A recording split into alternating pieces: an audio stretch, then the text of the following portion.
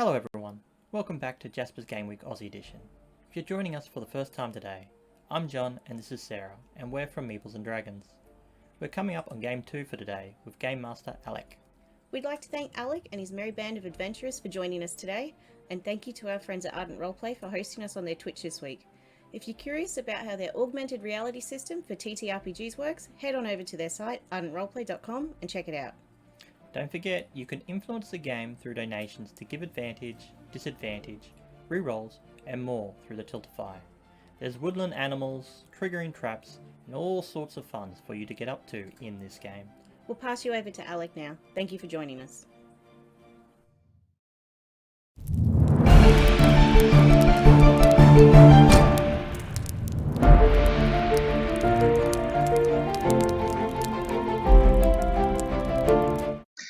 Hello, everybody.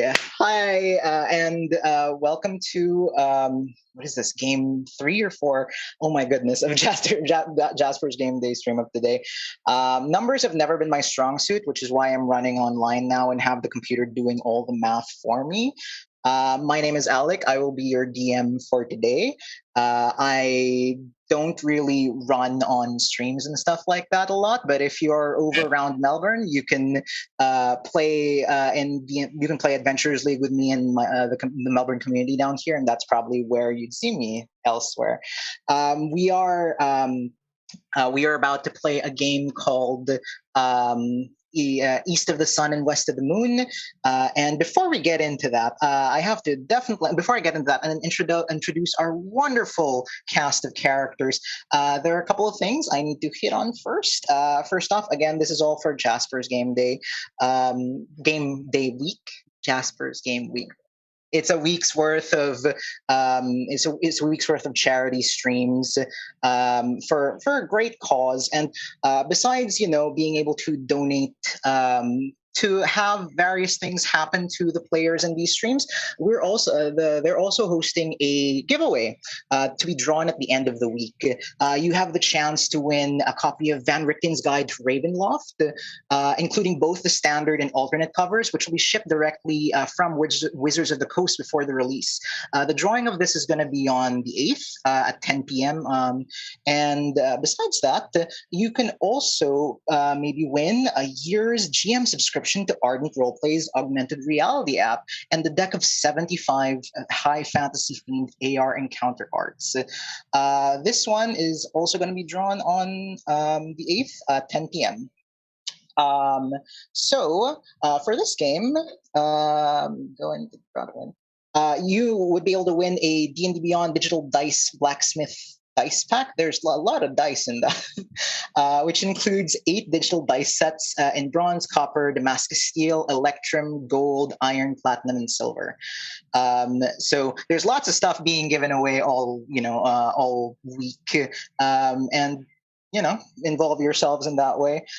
This game in particular is being sponsored by BD&D. BD&D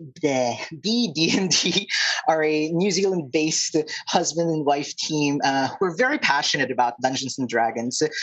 They deliver inventive content and have been also, if I'm not mistaken, playing on a bunch of the games over the week. You would have met you might have potentially met their characters during their games, and you can visit their website at bdnd.com, and you can find them on Twitter at bd_dnd, B as in BEA, D&D.com. And with that out of the way, hi again, my name's Alek. I don't stream a lot, so apologies if this seems a little odd for you, because it's a little odd for me, but I'd like to now take this away from me. Please take the spotlight away from me and see and introduce our lovely, lovely cast of people. I actually don't know which order you're seeing this in. So whoever wants to go first, I'd like you to introduce yourselves as we begin this adventure in a little village north of the spine of the world called Hundlestone. Hundlestone is a mining settlement. It's one of the smaller towns, but it is a key location in terms of like going to the other larger, more prominent locations up in north of the spine of the world. Hundlestone, as you will soon see, is very, very much in the middle of celebration. And you can see that despite the dour and dreary weather and the sort of like atmosphere of unwelcoming atmosphere that you might find here up north, the residents of Hundlestone have done their best to make sure that they find a little bit of comfort and a little bit of revelry during these tough times. This is where we see our band of adventurers milling about here and there. Who would like to go first in introducing themselves? Otherwise, we're going to go in the order of the icons. And the first person I see is Blaze. And I know that as a Goliath, you should be really, really at home up here in the Frozen North. But please, Blaze, tell us more about yourself and what you're doing. Hi, I'm Chris. I'm mildly confused. Thank you so much for the warm welcome. And Blaze is a Goliath paladin that likes to roam around. He's had a really interesting experience with things from other realms and is out there looking for the truth. Thanks, you, Alek. Nice. The truth is out there, Blaze. Just keep that in mind. Next up, we have Duvessa. Hi, I'm Vanessa, and I'm playing Duvessa. And Duvessa is a tiefling who has a very troubled, conflicted past, but wants to have a much better future. So she's kind of out on her own. She loves gambling and has probably been in town gambling this whole time. And she definitely knows when to go out for the adventure and place all bets and just go for it. Whatever it is, whether it's having a good time or delving a dungeon, you just got to go for it. Nice. Next up, we have Klappa. Hello, I'm Shaun. I'll be playing Klappa, who is a tabaxi with short calico fur. Klappa is pretty well known to the citizens in the greater Icewind Dale area. Klappa is a far-ranging trapper and fisher who helps provide and gather food for all these small towns dotted throughout the frozen north. And Klappa is kind of hanging out here in Huddlestone, knowing that there's going to be a small gathering, and it's just kind of here to sell some of his wares. Very good. Thank you so much, Klappa. Next up, we have Obo. Hi, I'm Dave from Bounded Badgers. We are a TTRPG community based in the UK doing various things with people all over the world, which is why we're here. Obo is a turtle.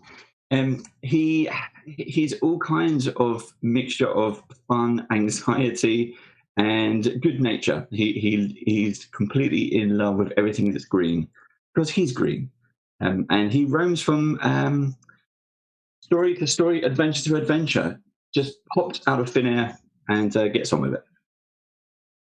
Nice. Just a wandering tortoise. Next up, we have Spec. Hi, yeah, my name's Elyssa Grant, and I'm a producer over at Penny Arcade and also on a bunch of other different projects outside of Penny Arcade. I also play in a group called I Speak Giant. And otherwise, for this game, I will be playing Spec, who is the town friend and small phlegm gremlin. It's hard to say. I'm also a forest gnome. So I'm very short. I have this crazy fiery red hair that's just all over the place, and you can't tell what are freckles or what's dirt on my face, and my clothes are in tatters. Spec doesn't actually know how she got to this town, but she's been here for a while, and she's been living under the floorboards of this tavern. And I want to be very clear, it's not the basement, it's under the floorboards. And that's Spec. She's very phlegmy, a lot of mucus. Very good. And last but not least, we have Yam. Hi, I'm Luke. I'm from PAX Oz and also on I Speak Giant. I will be playing Yam Nodrog, who is a hulking 7-foot-tall, muscle-bound, half-orc chef. So he is working in the tavern, sometimes running a food truck, I think serving in the commissary right now, just making sure everyone's got a hot meal, and no nonsense in his kitchen. Sweet. Thank you guys very much. And like I said, you guys find yourself in Hundlestone, which is very much busy deep into the celebration and really much into the festive mood, which is a really, really different tone given how in the past few years, the sun hasn't risen in over the frozen north for a while, and everyone's had a much difficult time, finding ways to keep happy, to bring themselves joy. But Hundlestone has said that, sunshine or no sunshine, we are going to celebrate our Festival of Lights. We are going to make sure the Dance of Lights will go on as planned, and we're not going to let that stop us from having a good time, which is what everyone has told you whilst you're here, as they sort of not so much forcefully, but do their best to welcome you, welcome other people in their celebration. There is a lot of gambling going along, and Spec, you might even feel a little more welcome than usual, because most of Hundlestone, or at least those who are actively taking part in the celebration, are gnomish. There are definitely dwarves and humans and other types of folk here, but the dwarves, the gnomes, have really taken charge of the celebration. As you might know, the Dance of Lights is originally a gnomish holiday. Anyone, and this is, I guess, the first role of the game, anyone else who wishes to see if they know more about the Dance of Lights itself is welcome to make a history or religion roll. Sure. Let's just get that character sheet up. I have decent history. You guys are welcome to roll in person as well if you'd much rather do that. As long as my cat doesn't eat my dice, yes. Oh, that was so close. That's a solid 0. 16 plus 5 for 21. Nice. 21, right. So the 21 and the 15 are more than enough. Spec, it's lost a little bit of popularity in recent years, but was it Duvessa who rolled the 21? Yes.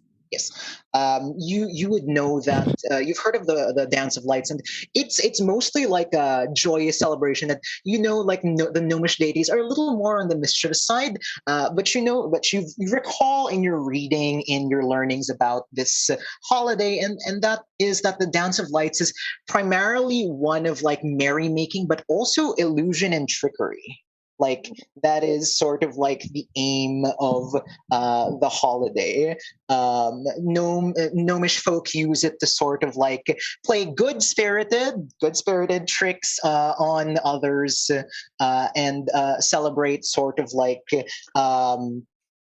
celebrate usually for it usually goes on for more than a couple of days, but from what you've seen, because of the way that Hundlestone is, in terms of it's a small mining settlement, you don't see you don't seem to think that there's a lot of room for a lot of hijinks, and because it's sort of a mining town, everyone is clearly just taken what of the holiday they liked, and sort of toned it down for the sake of the rest of the denizens here. I will be moving you to a new map at this point. Yep.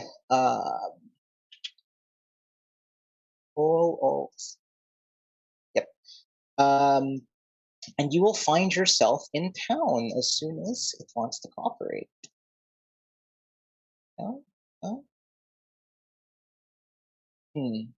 Hundlestone's at 90%. All right. I guess my internet is just said no. There we go. I'm starting to see people moved over. Hurrah! So here in Hundlestone, you see that everyone's sort of like gathered by the center of town. People have set up little stalls, little sort of like pulled carts over to sort of sell their wares. Papa, you might be among one of these folk here, engaged in trading and what have you, as sort of like people take this opportunity to see what's for sale, see what they can get, feeling a little more loose with their coin and willing to spend than they normally would because of the revelry going on. You guys look around. You see there are some games as well, and there's gambling and all sorts of things like that. And from what you can tell, like everyone's having a really great time right now. I mean, it doesn't have the fanfare of like bigger cities, but there is definitely a warm small town celebrative feel to it. When you guys sort of like start going around and what have you, what would be the first thing your characters would do as you go to explore this the festivities around? May I have one of these food carts? Yeah. Ooh, what would you call it? No, it's definitely the War Chef wagon. Like it's a family brand. Yeah, for sure. Oh yeah, I'm definitely you parked yourself. You can pick one of the little tents or wagons and say that is where you set up camp. You just I see this yourself. War Chef wagon and I walk up to it. I say, I could be a war chef. Hello, excuse me. Can I please have? Can I be a war chef? Well, that depends, little one. Are you prepared to dedicate the next 12 years of your life to learning in the kitchen? Oh gosh, I never considered that. Would I make friends along the way?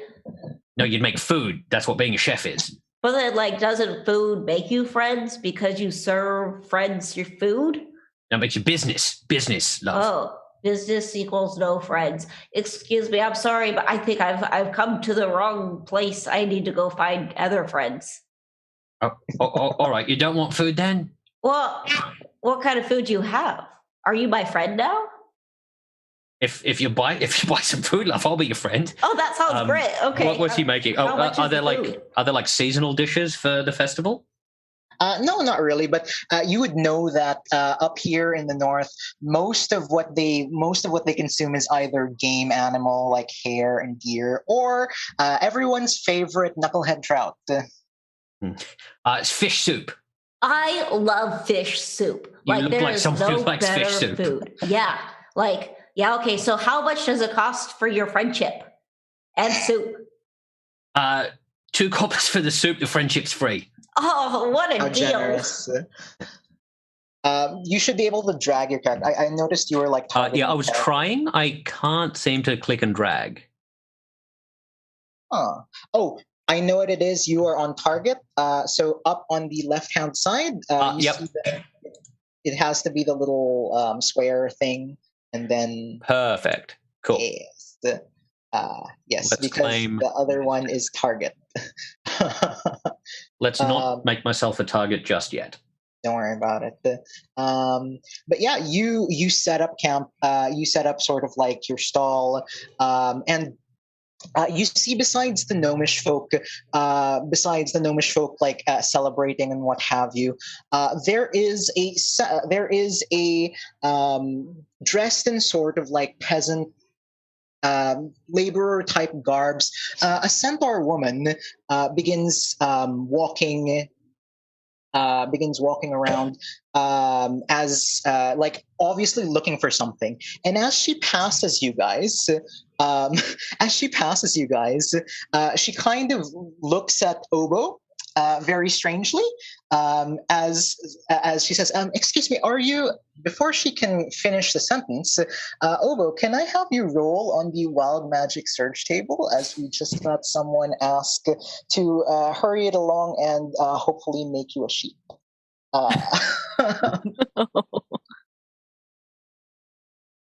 I don't know if that's actually rolling. Is that doing anything? Oh, no. Let me do. Oh, there we go. 18. Oh, that is. Hang on. All right. Technical issues. It's supposed to be the thing, but it's not doing the thing. Sure. 18. Let's look at 18 on my roller. We should have troubleshooted before this, but 18 is you grow a long beard made of feathers, at which and until you sneeze, they will then blow off. So this centaur woman walks. She's obviously looking for something, or maybe even someone, and she stops beside you and looks. Excuse me, I'm very sorry. You have. Oh no! As suddenly she points to your chin, you feel like you feel nothing there at first, but as soon as she does, it's like suddenly a beard full of feathers. Well, that's not supposed to be there. That's brand new. That is. I've never seen that before. I don't even know where I was. I mean, I was literally just cleaning up at Strahd's birthday party, and now I'm here, and now I have a beard. I don't know where am I, by the way. Oh, well, you're in Hundlestone, she says. That is all right. You would not be the only person lost today right now, she says.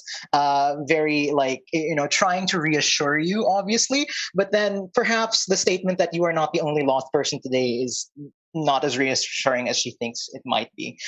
She looks at you and goes, well, I have never seen a turtle with a feather beard, but it's a very good look on you. Oh, that's right. I don't mind it. It's actually quite unique, I guess it goes. I got a ring for my nose and this gem on my head, and I don't know where all these things come from. But hey, I'm happy and go lucky. I go with it. That's fine. I can smell some food. Is there a party going on? Oh, yes, there is a festival right now. This is the Dance of Lights. Here in this town, there is a festival that happens every year. The gnomish folk, they celebrate it very well. Sometimes they make a lot of mischief, but there is supposed to be a big sort of celebration. It has changed this year because of, the everlasting darkness and what have you. People are... Everlasting darkness? Oh, yes. Oh, you are lost. That is all right. Well, here north of the spine of the world, in the past few years, the sun has not shined. Depending on where you go, people say it is the Frost Maiden who does this. But here they think maybe it is weather. But they have thought that perhaps by blessing this celebration, they will have more opportunity to appease the gods like Auril and what have you. But, it is very difficult to appease the gods when you cannot find the priest that you have, the priest you have invited to do the celebration. I am very sorry for bothering you with this. I have misplaced him somehow. He was here yesterday, she says. What do they look like? Maybe I can help look for them. Oh, that would be really helpful. His name is Anders. His name is Anders, and he is a human male, about this high, she says. And being a centaur, when she gestures like by her waist or something, which is about 5'7" or so. He's about this high. He's what are they called? Reghet. He's of the Reghet tribes, and. He's very quiet, very nice young man, about maybe in his early 20s. Brown hair. He has brownish golden eyes. I don't know. I've been so busy. I haven't noticed where he could have gotten to. But don't worry yourself. I will look for him myself. If you just happen to see him, please let me know. Okay, I'll have a look around the festivities and have a good look around. Thank you. There's a lot of food.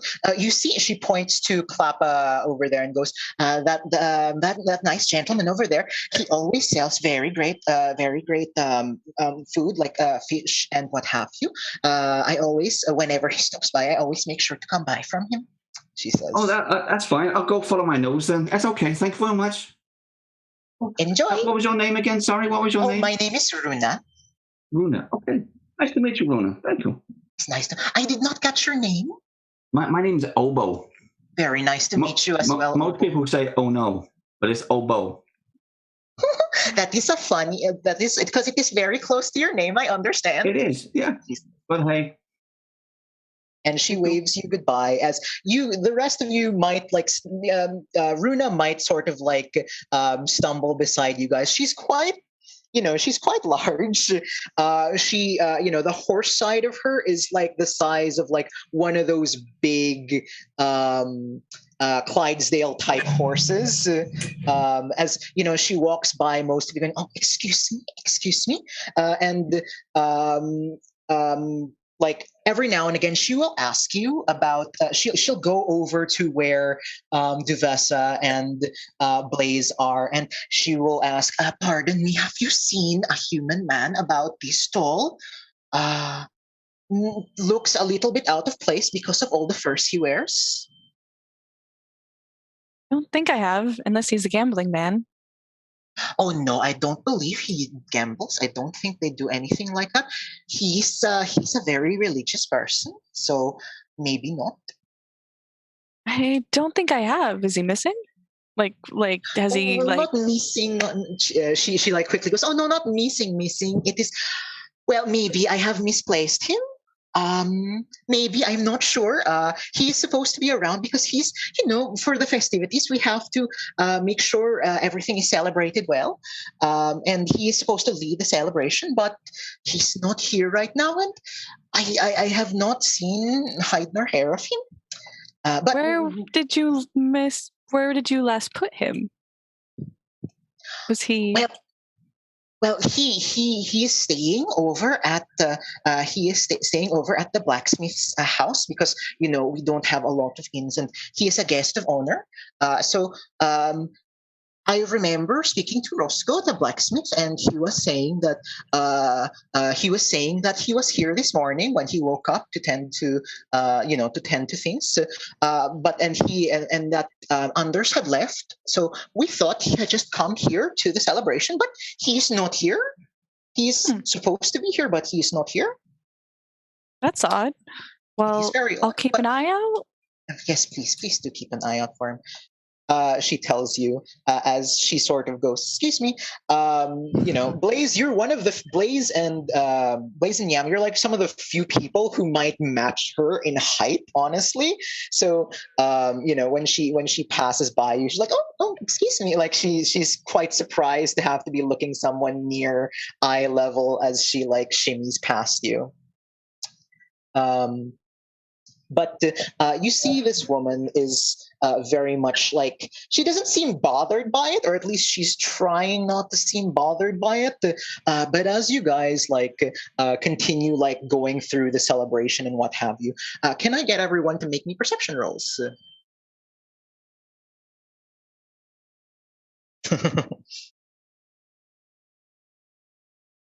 Seven.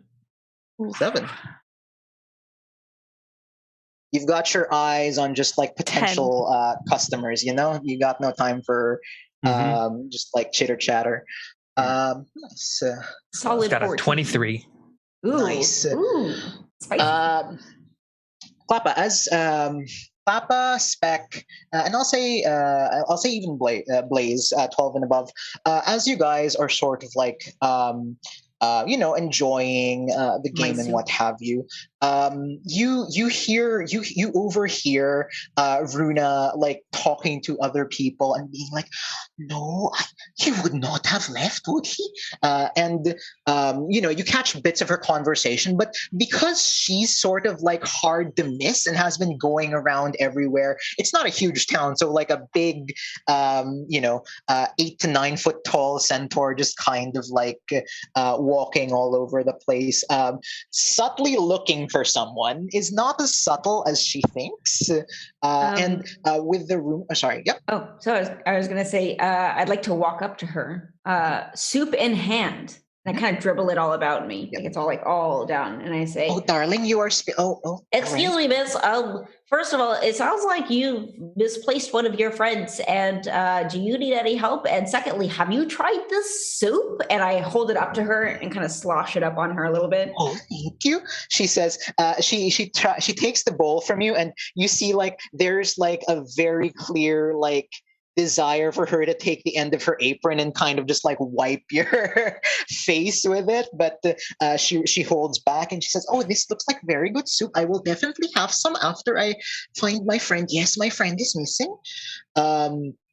She tells you, "Missing is not really the word. Perhaps he just went out for a walk," she says, and she kind of like looks out towards like the edge of town, towards the outskirts. And you guys, having traveled here, know that traveling is not fun at all. Like in the Frozen Far, traveling is a chore, to say the least. And she kind of looks out, almost 1,000 yard stare towards the outside, like, "Perhaps he's just somewhere around town," she says, seemingly very concerned about this. But she's like forcing a smile and saying, I don't mean to take you away from the festivities. If you want to go ahead and enjoy, but if you wanted to help me as well," she says, "I'd be delighted to help. In fact," and I turn around and I just yell, I say, "This person has lost their friend." So she as you turn around and she says, "Yeah, you do that," she realizes, "Oh no," and you see people turn and go, "What, Runa? Runa, who is missing?" And like, "No one is missing." And she's like, "No, it is all right. No one is missing." And a bunch of people walk up to her and like, "No, Runa, what is going on? Who is missing?" A bunch of the dwarves, especially, who seem like, "Runa, what is going on?" And she goes, "Well, no one can find Under." And they're like, "What?" There's a very clear like, how can he be missing? He is supposed to be here. And for the rest of you who might not have necessarily been nearby for this conversation, you see that you hear Speck yell about a missing person, which some of you might have already heard about.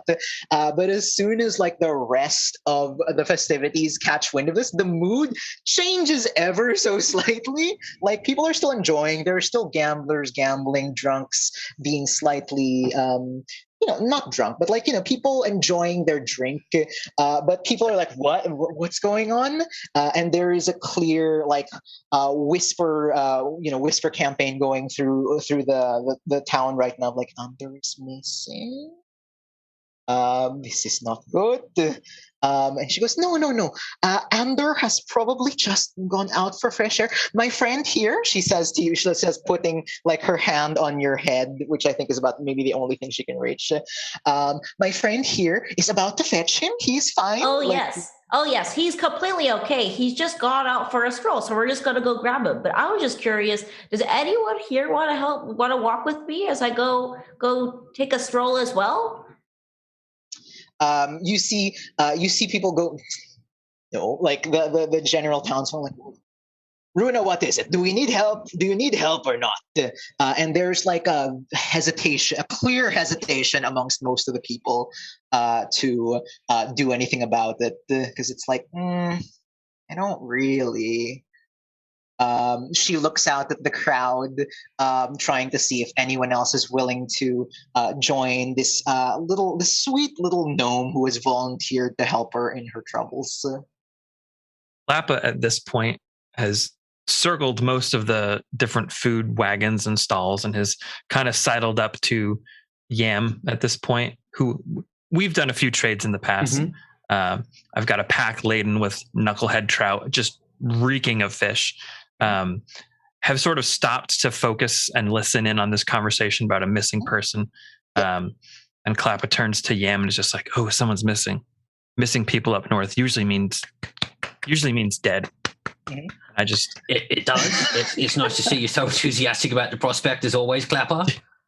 As you're having this conversation, a random woodland creature, by proxy of a generous donation, has appeared. And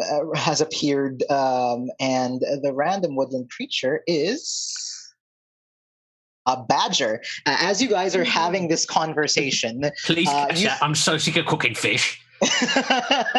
A badger, like you feel as you both are having this conversation beside you, you feel kind of like dirt sort of like dislodged by your feet onto your shoe as like out digs a little badger from a hole like out of the ground, almost out of nowhere. And they look up at you almost like with an awareness that is unique to like animals and what have you, like I mean unique from animals, like an almost humanoid awareness. And they look at you going like they start shaking as if trying to get your attention. Very much almost like they want to tell you something. Yam will bend down with like a skillet raised in his hand. No, don't. What? No. Let me talk to it. It's okay. What? Let me talk to it. What? Look, it's obviously trying to get your attention. I know. More fool him. Like the badger literally like points at Obo as he says that. Fine, sodding sentient animals. I'll speak with animals. Yeah. And see what the badger wants to say. So you get down to this badger's level, and the badger goes, "Excuse me, I heard you were looking for a person, and I was out there and I saw a person walking, and people don't normally walk out there." Okay. So let's go find out. Can you take us where it is? Have they fallen down the well and broken their leg? What's they're just walking. Oh, okay. Let's just very check in there. strange. And I thought because there's many people here, maybe I find scraps of food. But then I hear the nice lady over there talking about missing people. So I felt compelled, as if by the generosity of others, to come help you. It is. I get that way sometimes too. It's amazing how things just. Things just appear out of thin air like that. Okay. Right. Let's try and. If you can show us where it is, or at least point us in the general direction. Let's get a little party together, and we'll go and find them. But thank you for doing that. Especially thank you. That one, stay away from me. He says, pointing to Probably for the best I didn't conk him on the head. The badger's saying to put down the what is that? The spoon? Put down the skillet and step away. The badger means you no harm, and it's probably a little bit chewy. You got a point there. Like he looks up at you at that comment but says nothing. It's okay. I'm vegetarian, but he doesn't know that. So that's going on. Do you try and call the attention of the other, do you call Runa's attention? Do you call because you've got sort of like two separate groups going on right now in this conversation? Everyone here has heard that and seen me, and then I'll run over to Runa and just say that nature has found a way. We've just had some information that I think the person you're looking for is over that way. It's very interesting, she says. But yes, if you could help, I would go with you. But I am not suited for I'm not suited for the weather right now. And she says, hoofs and all. It is not a good place for someone like me to be walking around in the ice. The ice is very scary when you don't have feet. Well, these two seem quite capable. She looks down and goes, "Oh yes. Would you be willing to help? Would you be willing to help my turtle friend? I did not catch your name, little one, she says, looking down at Speck. Yeah, my name's Speck. Sorry, yeah, I would love to help. Does that mean that everyone here wants to come with me? She looks over at the group and goes, "Well, I suppose so. Honestly, I think it is safer to travel in a group. At least then you can protect yourselves. Because though the outside is quite dangerous, which is why I'm a little concerned if Anders did end up going outside." Oh, please, it'll be okay. I mean, I have some very thick clothes here, and it's nothing that friendship can't withstand. You know what I'm saying? So as long as we go out together, we'll be okay. I very much believe in that message as well, she says. Oh, it's so refreshing. So does everyone else? Is everyone else feeling okay to leave town now? Because I'm ready to go. We can even. You know what? You come meet me. You come. You gather what you need, and you come meet me by the gates of town in about 10 minutes. All right, she says. That sounds great. As she sort of like looks like she's going to get supplies for you, maybe some rations or maybe anything she can scrounge up to help you on this expedition. I go up to what was it, the war chef? War chef. Yeah. I go up to the war chef and say, excuse me, Mr. War Chef, man. Do you want to come with us? And while you're at it, bring like a ton of your soup because it was stellar, and I feel like that would really make the journey much better. It is the flavor sensation that inspires salivation. That is true. You could have said it better myself. He heaves this big cauldron of the soup. He turns to the badger, goes, "All right, you're in charge till I get back." Does he get a little hat? He pops it up on the counter and puts a hat on it. The badger is very confused. Has no. Do badgers have opposable thumbs? I don't believe so. And just like, I see this tabaxi as well. I'm saying, do you want to come with us too? The tabaxi. Papa, are you?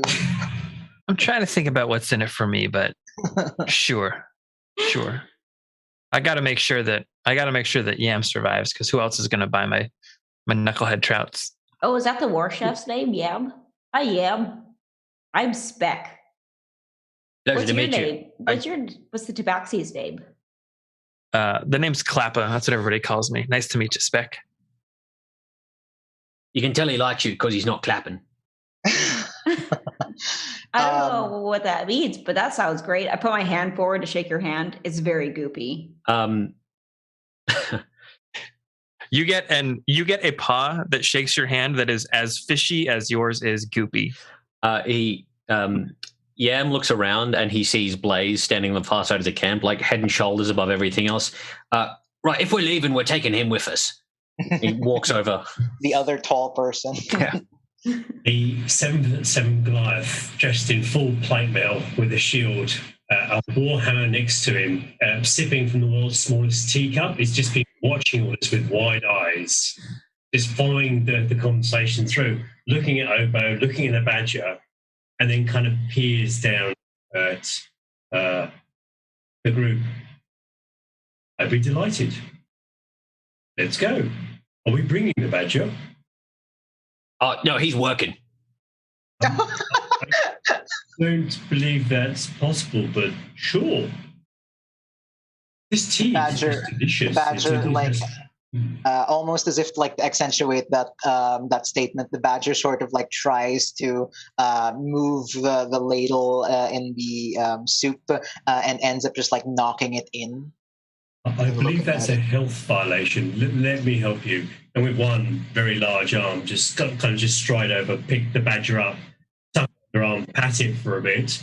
Obo, I believe, is you were talking to the badger.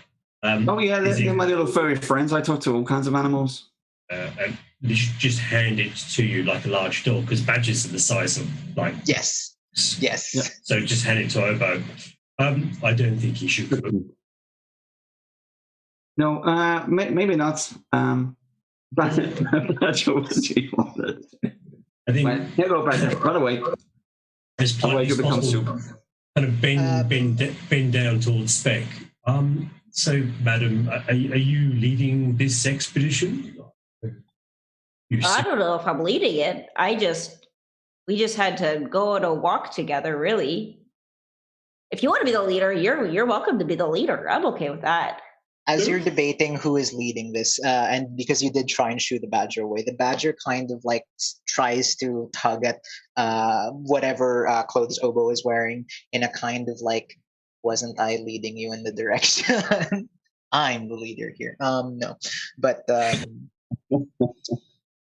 the badger's like,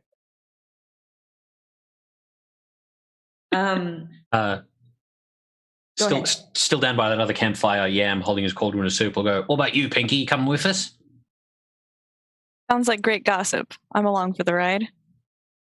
Perfect. Now, apparently, we can't bring the badger, so there's another wooden creature that's going to work for basically board to run the store for me.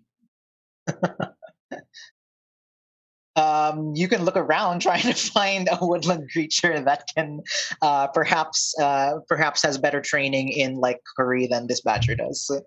Right. What am I rolling for this? Make me a perception check. Oh, so I will roll in the thing. RD20 plus a 4. Nope. Nope. You don't spot any woodland creatures, but like, there's a bunch of horses north end of town. They can at least hold the ladle with their mouth, maybe. That's all right. I got this. And Yam will just make a sign that says back in 5 and put it on the counter. Wrong 5. The badger starts sort of like trying to get your attention, like follow me. At first it thinks of going back down through the little hole it dug, and then looking at all of you, realizing you're not gonna fit, just kind of like walks out and like saunters out of town in its like little badger step. You meet Runa by the gate of by like the edge of town, and she like sees the badger approach and goes, "Oh, you do not see that every day." At this like confident little badger walking up, and as you are getting ready to leave, she says, "I do not have a lot of money on me, but I thought that this would be of use to you." She says, and she gives you guys 2 potions of healing and some 6 set of crampons. Which are things you attach to your shoe to be able to walk on ice. 6 pairs of crampons. And she goes, it is very dangerous out there, but mostly also that the weather has not been great. She says, as if they're having a bad day, when anyone who spent any time in the frozen far knows it's never great. But yeah, she gives you guys 2 potions of healing to hopefully, keep you guys sustained on your travels. And she tells you that, it is not really important to me if Anders is not able to make it back in time for the end of the celebration. I just want to know that he is safe. But if you could bring him back a little earlier, before the actual ceremony, that would also be amazing. She says, his safety is most important, of course. Excuse me, madam. Do you have a sled? Some of my smaller comrades won't do well in such deep snow. I'm not as bothered, but some of the slightly less in stature ones may sink. You have a sled we can ride in? She goes, I believe there should be a sled. Roscoe would know, but it's just a matter of if there are enough dogs to take you. And she says, she goes, wait right here. And she sort of like trots towards the other side of town, where you see along the other side of this smaller village, there is like an area with stables and what have you. And she talks to a human man who with a wide brim hat, and she goes like, like you can see her miming like Slay and what have you as she talks to them, because she's very animated in the way she describes things. And he go like, you see the man go, and comes back with a single sleigh. Unfortunately, it seems as though they were not able to get you sled dogs, as their only sled dog has also gone missing the past few days. All right, but dog's busy working the stalls. yeah, she comes back to you and tells you that oh well, this is normal because the dog sometimes gets free and likes to go about, but he is going to be fine out there. But here, and she sort of has pushed the sleigh up towards you. Unfortunately, you would have to be the one pushing the sleigh as well, but it will help those of you who are smaller not sink. She says. Well, it's okay. I'm okay with the shoes that we have. Unless anyone else wants to use the sleigh, it seems like it would just be additional work at this point. It's not going to, the way it is, it's not going to confer any particular disadvantage on like the movement of the person pushing it. Okay. Just that, if there is any reason you would be on a sleigh rather than touching the ground, no reason whatsoever. Okay, how about all of you guys get in, and all of you friends get in, and I'll push from behind. You ready? That's very generous of you, Spec, but I believe I might be slightly more adept at this landscape than some of you here, especially with the badger. Turtle. Portal. I'm not quite sure. This is new for me as well. I'm just getting used to it, but it's keeping my chin warm. If you'd care to climb in, I will just tow the sled for a while and see how that goes for us. The cold doesn't really bother my people. Yeah, that sounds great. Blaze, you mentioned earlier you wanted to know who was the leader, and at this point, I'm kind of thinking it's the badger. The badger beams up at you guys don't you forget it kind of attitude. Heroic badger. You put badger on on the front of the sled so you can point the way. Has a very large compass. Proportionally speaking. It's I'm going to say, unfortunately, because of not trying to be as delicate as possible, Obo, you're quite large, given your shell is also full size. I would say you could fit about 3 people, 3 medium-sized creatures. If the 3 medium-sized creatures weren't Obo might take up 1.5. That's okay. I get the hints. I can walk. It's fine. Sorry, Obo. I mean, effectively, someone strong could also push you as you lay on your shell. So, Alek, All right, I'll do that. Yeah, that's okay. But I'll stay in the warm. I'll just give Obo a pair of snowshoes. Yeah. I tell you what, I'll go in here and I'll make some soup, and you can see pots and pans moving around. So Runa bids you farewell, and with one last sort of descriptor of Anders. She's brown hair, about yay tall, yay high. He's very quiet. He's a sweet boy, lad. He's very. Sometimes he's so small, I forget. He's not actually when she gestures, he's not actually short. I forget that he is, an adult. But he's sometimes I've noticed he is sometimes a little forgetful. So maybe he just got a little lost wandering about. But it is not like him in the sense because he's also a responsible man. But I hope you fare well and can bring him back safe and sound. And by at the time you guys are leaving, it is roughly around lunchtime, say 12:30 in the afternoon. And she tells you that they're hoping to sort of have this celebration when around 6, when they would usually expect a sunset, when they used to expect a sunset before the time of. And she says, if you could bring him back in time for that, great. But again, no rush as long as he is safe, as long as you all will be safe as well. she is obviously not someone who can be pushy about it, even though she kind of really wants to. But yeah, if there's nothing else you guys want to buy or do, the Badger will lead the way, leading the charge to sort of like bring you guys through, traveling through the old.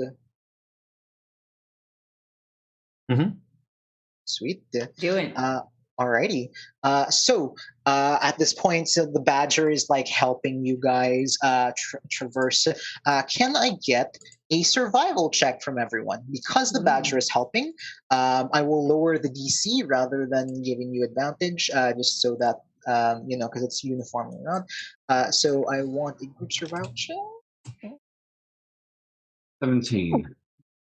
12. Okay. Natural 20. Nice. Very high 3. Yeah. So for the most part, as you guys are traveling, the weather is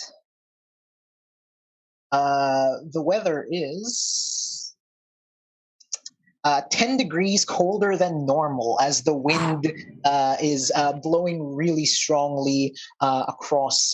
And sometimes you lose visibility. Sometimes the Badger sort of like runs up ahead to try and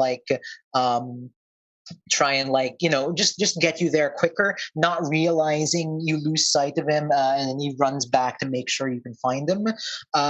It takes you a little longer than you think you should, kind of just like navigating the wait. Where'd he go? Where is he? And also just like the strong winds and what have you. So much so that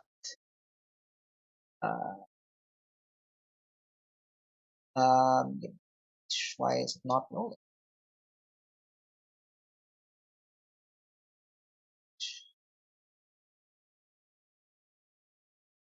Oh.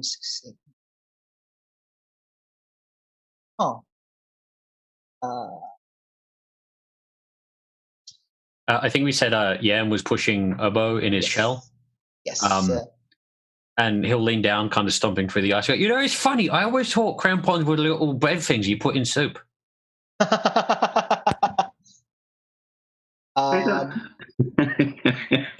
not, I can't remember the word for those anymore.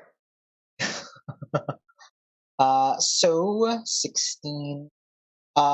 So as you guys are traveling, occasionally you notice, like, besides the strong winds blowing, occasionally up in the sky you see beautiful lights, like the aurora kind of like dancing in the sky above, despite the fact that like is it the correct time of day for you to be seeing this? So much so that occasionally it catches you off guard, and what that is that you will have disadvantage on perception for the next 9 minutes, which isn't a long time, but as you are sort of like making your way, my bad. Charisma saving throw for you not to be distracted. This is what happens when my tables get broken. I don't remember what you need to do. You see the beautiful lights in the sky, and sometimes it makes you wonder, like, whether or not this is naturally occurring or if something more magical is happening right now. So can I get everyone to make charisma saving throw?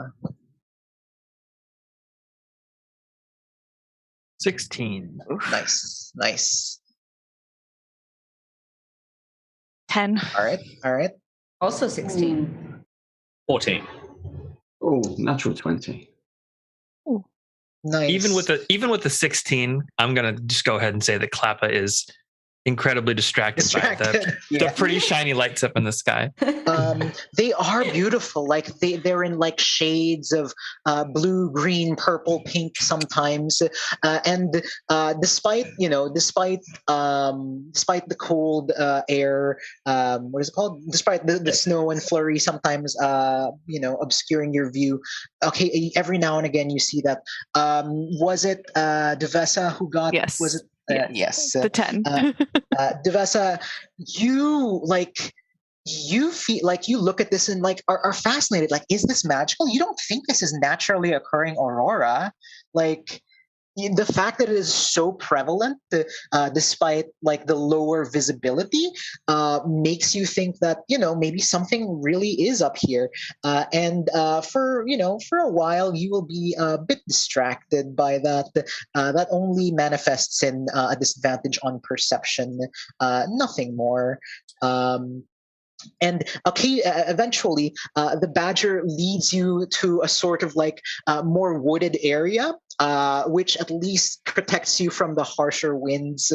The badger pokes up and says, He was here somewhere. There. And points and does like the dog point almost towards like a set of tracks. Very quickly getting obscured by like the snow and the wind, but the humanoid tracks about the size of a medium-sized creature who wears shoes. It's a very distinct footprint. No crampons. No crampons. No. Not a single breadcrumb. As soon as Blaze sees that, he old chap. I believe your badger. Sorry, I don't know its name. He's called Bob now. I've just called him Bob. Oh, So, is it a Mr. Bob? He's actually Sir Bob because he's the leader. So Sir Bob. Right. Logic. We've found tracks. I believe there might be someone better here and more skilled at tracking than I. I've got the height advantage, but I have skills elsewhere. Anyone? Anyone who's a tracker? Clapper? I'm more than happy to follow these tracks wherever they may lead us. Okay. Potentially to our deaths. Very, very likely die in cold snow. Are you just walking along staring at the lights clapping the entire time? Yes. Oh my heart. Klappa, can I get you to make an additional survival check, please?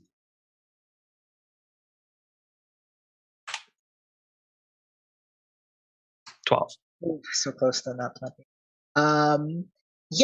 With the 12, actually, that despite the fact that these tracks look like, they would be, that they would be easily obscured, they seem quite recent, and as if it would be no problem at all for you to follow them. It's not as if the person was trying to obscure themselves as they, moved along. It seems almost as if, with what you can tell based on how the person was moving, it was almost as if they weren't walking like as if they were looking for something, because like they're walking in all sorts of directions, kind of like going back and forth. You see signs by trees of like snow being pushed off like branches that they probably would have tried to maybe climb or something like that. There's just like a lot of sign of like slow movement going through the area. And you're able to follow the tracks. They don't seem that old.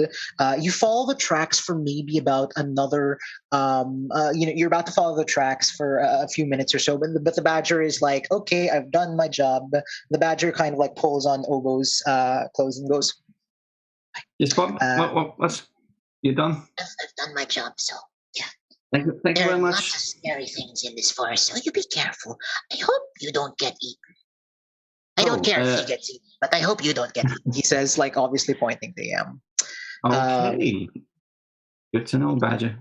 Well, that's nice after I didn't eat him. I don't think you speak badger. So. I was about to say, we just see a badger pointing and making sounds, right? He's pointing at you because he just wants to be your friend. That's I didn't like the way he was looking at me. Roll an insight check for the badger. Oh, that's not a thing I'm good at. I want to get in on this. Badger insight. And I will allow insight Why am I rather rolling than... low? 23. That's actually really great. I know that badger is bad-mouthing me. You know exactly what the badger said because it looked at you and made like a gesture. It's not good, Jam. He's basically said he's going to leave us now, but there might be some big horrible things in these woods that might be eating us. We've been together all of like maybe 5 minutes and we're already arguing. That's what true friendship looks like. She's got a point. You continue on your path when you hear you continue on the trail and it doesn't look like it's leading you far until you realize like the tracks have like gone from just like a leisurely walk to a sprint. You can tell by like the weight of the footprints as well as how far apart they are. And rather than footprints, Klappa, do you have? I don't remember if this is a thing. Do tabaxi have like keen senses about something? Like, do you have a good sense of smell, or is that gnolls or something? And I'm thinking of. No, tabaxi don't have any specific like extra sensory stuff. Yeah. All right. But I'm going to say because you were tracking this, you don't really see what they could have been running from. You don't see what these tracks have been running from. But soon enough, would you guys give chase immediately, or like seeing that there definitely was like a pace, like they picked up their pace to start like running in a full sprint? I sort of relay that information back to the team. I'm like, good news, fresh tracks. Fresh tracks mean a fresh corpse sometimes, or a fresh friend, or a fresh friend. How fresh? It seems like whoever we're tracking at this point booked it. So something urgent struck them. We might want to pick up the pace to try to catch them. I will at the corpse, but good. Yeah, I like kind of like in a canoe. I start to like scrape on the side of the sled. I will allow you to make an additional survival check to try and see like what could have possibly spooked the person you're chasing. And because the rest of you, this has been brought to the rest of you's attention, I will let you guys make that same roll as well. 12 again. I keep seeing Klappa's dice just like almost hit. It's on the 20 and then it just goes off. Yeah. So many close calls. 12, unfortunately, it's just out of your sight. Does anyone else wish to try and make a survival check to see what they can see? Yeah, sure. Yeah, can't hurt. Nope. Oh, natural one. Yeah.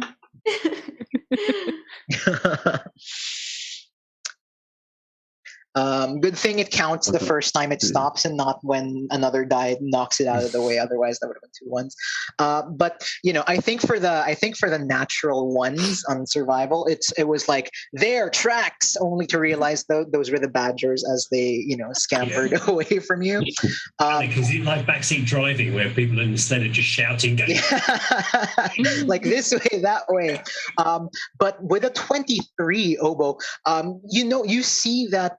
Though there's nothing immediately here chasing the thing, you see that the tree line close by, a lot of like higher level branches have been broken, and the snow has been like moved off as if something large had moved through this to try and like in the direction that the tracks are running. Because you see this, because you notice this, you also see like the little like clumps of white fur that have not clumps, but like remnants of white fur that have been caught in the trees. A large white haired creature has definitely gone and stalked your own it's not prey, but the person you are tracking, you think that they might be in grave danger if they're not already, done. I think it's time to go, guys. There's something big chasing what we think should be our person, so we should hurry. So you guys break into your own sort of sprint, and I will bring you to the next map. As we're sprinting, I look over at Duvessa and I say, So what brings you so far up north? Well, when you haven't been many places, you want to see all of the places. Oh, yeah. I've never seen this before. Yeah. Have you met a lot of people along the way? I have met quite a few people. It's all that I really like to do is go to the tavern, meet some folks, see the sights. You know the drill. Yeah. I catch your meeting. That's all admirable. Right, so a bunch of you should already be loaded. Some are still loading in. You would be on the left, lower left of the map. That's where your tokens would be. This is the position you see yourself in. Everyone can see. Oh, I see that. Looks like I've frozen. Give me 1 sec. I'll just refresh. Yeah, sometimes refreshing is. Are we meant to only see half of the screen? Is it supposed to be grayed out? Yeah, this is okay. Visibility is poor. Cool. But you should only see. Oh wait, some of you don't have dark vision, and it is not that dark. Sorry, I prepped for night. I have 300 feet dark vision. Do you really? Yes, Good I Lord. do. Jesus. Twilight cleric. You don't even know there's a problem in Icewind Dale. No, I'm just the lights. Have you seen these lights? Okay. There, that should be slightly better, yeah? Yeah. Alrighty. Do you have a little bit better vision rather than just like 5 feet in front of you at this point? Yeah. Cool. Sweet. There we go. Alrighty. So as you give chase, as some of you give chase, and who is pushing? Blaze is like pushing the sled. You guys are having a nice, lovely chat on the sled as the rest of them break off into a sprint, and you get to about that far when you hear. Just a loud roar reverberating as you see up ahead. This might not necessarily be the marching order, so feel free to like move yourselves around that small area over there. But you see a large, horned, white-furred creature standing like menacingly over like a surrounding of trees.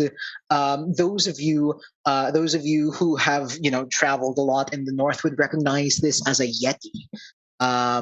Actually, sorry, there are 2 of them.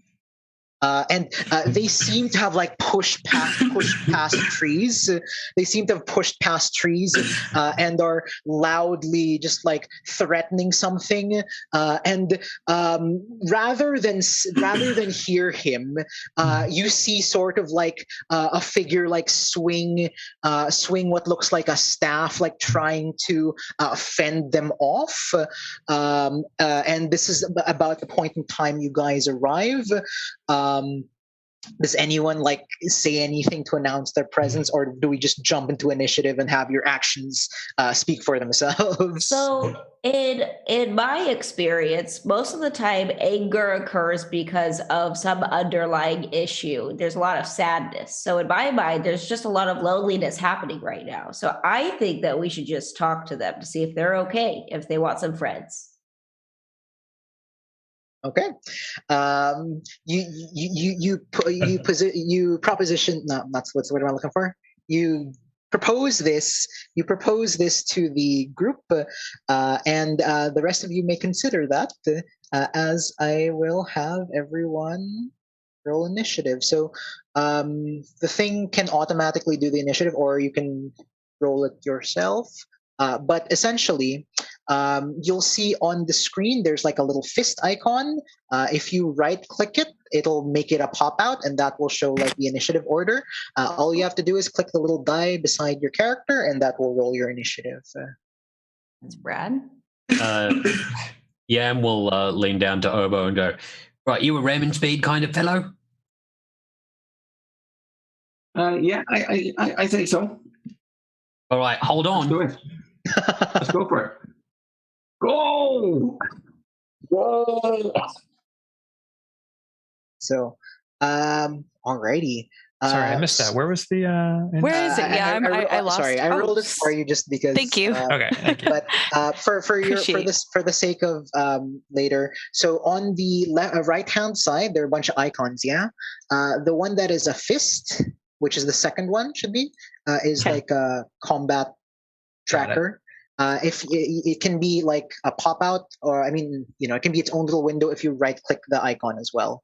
Otherwise, it just stays there on the sidebar. We begin this combat with Duvessa. Excellent. What range are we?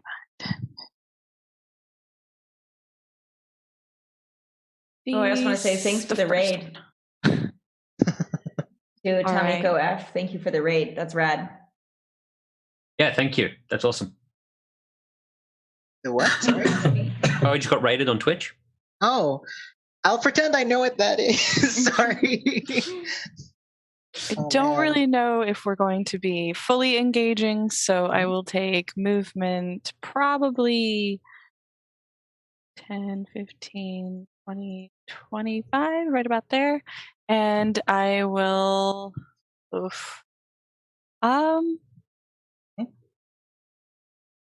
I'll give you a moment to think of what you're going to do as suddenly, like the aurora shimmers brighter in the sky as another bout of wild magic. Because no one was specifically targeted for this, I'm going to roll a d6 to see. We'll go for. That is 1. That is Blaze. Blaze, you are the first on my little list. So, wild magic surge. Each creature within 30 feet of you becomes invisible for the next minute. Oh, sweet. So I'm invisible now. You are all invisible now. All right. All right. I was debating, but I'm, let's see. So apart from I will... They are luckily not within 30 feet, but Under is. So he is also suddenly invisible. So, I mean, this changes everything. I think, can I hold action for, I haven't picked. It's probably going to be a cantrip. Either green flame blade or firebolt. Let's do green flame blade. We'll do that one. If someone approaches you, if the Yetis like continue to attack or the invisibility, doesn't help. Sure. I just have a question because I did not test this out earlier. Oh my god. Crap. If I do this, Duvessa. Whoops. No, I'm not trying to. Sorry. Duvessa, if I do this, can you see your token still? No. Okay, never mind. Did not set the mod up correctly. But yeah, so you are all invisible with the exception of Blaze. So you see these Yetis like like suddenly where did the guy they were chasing go? You are holding your action. Spec, it is your turn. You have fully turned invisible.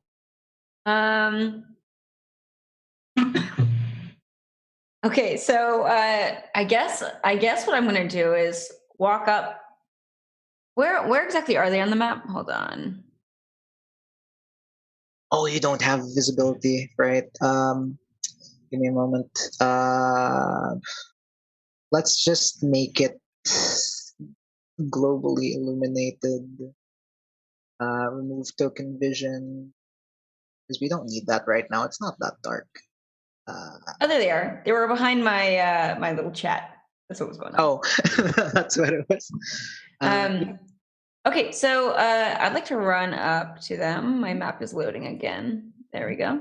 You should just be able to drag your token. It will show you the distance and actually like go in the red or green when you start bypassing your regular movement speed. The trees do confer difficult terrain, so you'll see like if you pass through it, it will sort of like expend more movement. Awesome. So I'm gonna walk up. I'm gonna get pretty close, but not too close. And I'm going to say, hello, Yeti friends. I know you can't see me, and I know it's a little disconcerting, but I just want to be your friend, and there's no guarantee that you want to be mine, so I figured that it'd be better to stay invisible. However, now that we are here in this exact moment, are you lonely? Because I'm lonely, and I could really use your friendship right now. Oh, you say this, and you give this heartfelt message to this Yeti, looking up at this large creature, and all you get in response like, "Ah! Ah!" It seems enraged and confused, like what is talking to it? Ah! And what is your passive insight? Yes. 15. With your passive insight, you know that they don't understand what you're saying. Like, they don't speak your language. Do I know what language they do speak? You can make me a nature nature check's probably going to do it. +1, no. 16. 16. You know that Yeti speak Yeti. Okay. What if I just growl back in the same manner? I will allow you to do this if you are spending your turn to try and make your persuasion check with this growl. Yes. Yes. Okay. All right. Roll a persuasion check to try and make a persuasively compelling growl that, that was so close to a nat 20. Unfortunately, it just comes across. It's like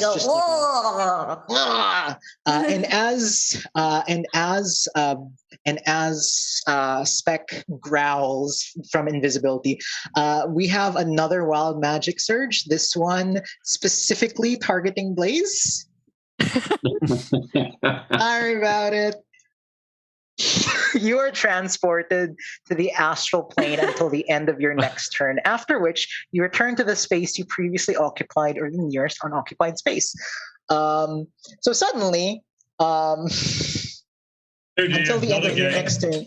Until the end of your next turn, Blaze. I'm very sorry. Blaze, like, as soon as Spec roars, those of you here, because Blaze was the only one you could see, suddenly you can't see Blaze, and maybe the rest of you are thinking, oh, he's probably just invisible, you know? Like all Spec thought to herself was, "What did I do that with my powerful Yeti growl?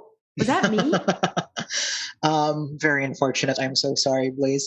Also, someone has generously given Obo advantage on your next D20 roll. Awesome. Oh, thank you very much. Nice. Alrighty. And unfortunately, you try and communicate, bridging the gap where words fail. But unfortunately, your growls do not they don't bridge that gap. The bridge just crumbles underneath this attempt. And is there anything else for you, Spec? Do you have a bonus action or anything you'd like to do? I think.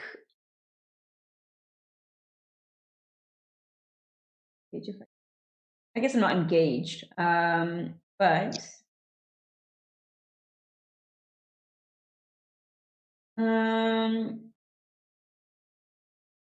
I might dash away. That's cool. That's all right.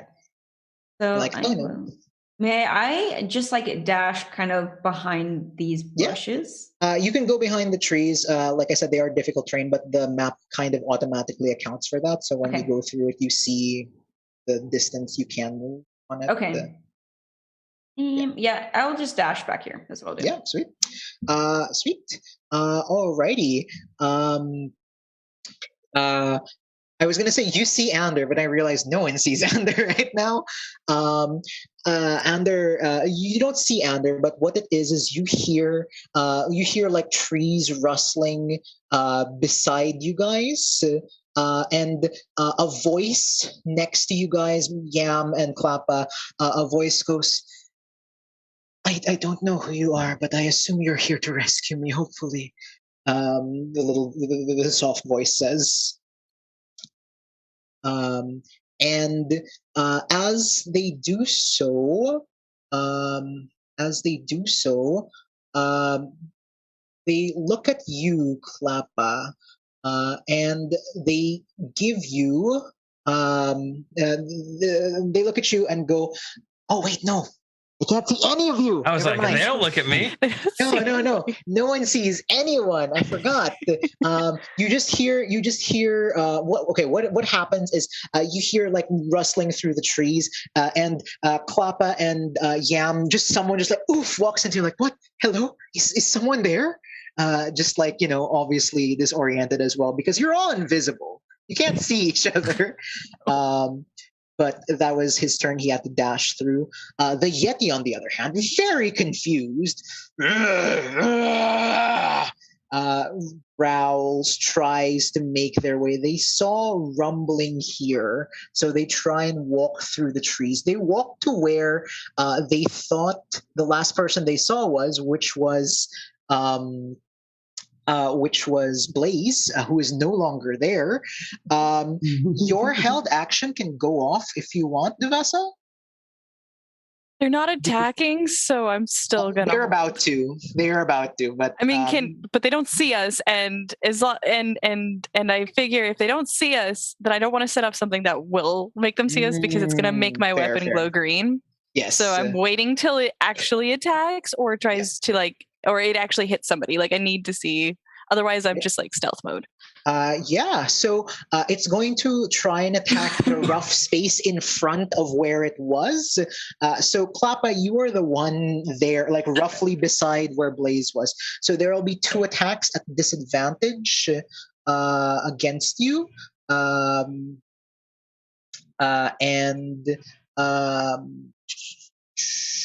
welcome, Klappa. Thank you so much for this. That was a nat 1 for that. And still 23 I'm assuming is still going to hit for 7 points of damage, 6 slashing, 1 cold. As like they try and reach for whatever was there, and they manage to still swipe at you despite being invisible. It doesn't break your invisibility, but it does hit you, Klappa. Already. Can I use Uncanny Dodge to have that incoming? Yep. Cool. So it is down to 3. So do I see like blood or like somebody like shuffle around right there? You go, ow, Klappa. I would probably do my held action after he got hit, because I don't know if he got hit until he gets he went out. So I would. Would you do something, Klappa, to is there any way someone would just hear, you just hear like a little clap? Yeah. You hear like the very slight I've never used this cantrip, but I would brandish my whip is what it would be, because it's the weapon I would use. Yep. And it would make a melee attack with against one creature within 5 feet of me, which would be the Yeti. So roll to hit, I suppose, right? Yep.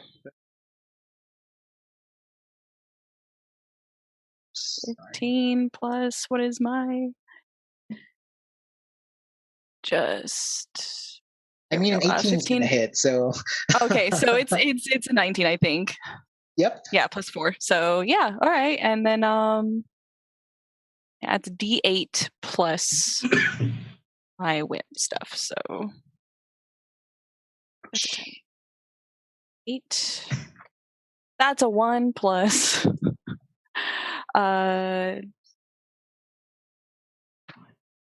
plus 2, 3 damage. 3 damage. Okay. Nice, one Yeti down. 3 damage. That's not what I meant to do. Takes 3 damage. Alrighty, and unfortunately, Duvessa, that means you are visible once more.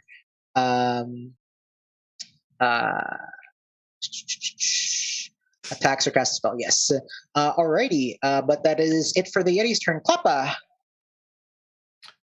All right. We're going to use the Tabaxi Feline Agility to double my speed for this round. And we're going to move behind this Yeti. We're going to open up with an attack. My rapier.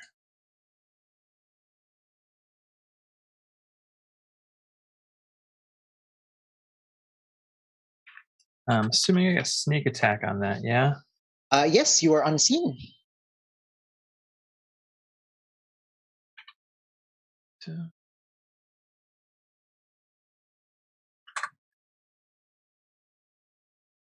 The 14 hit. 14 still hits, yes. Ooh, that's nice damage. For 23 points of damage.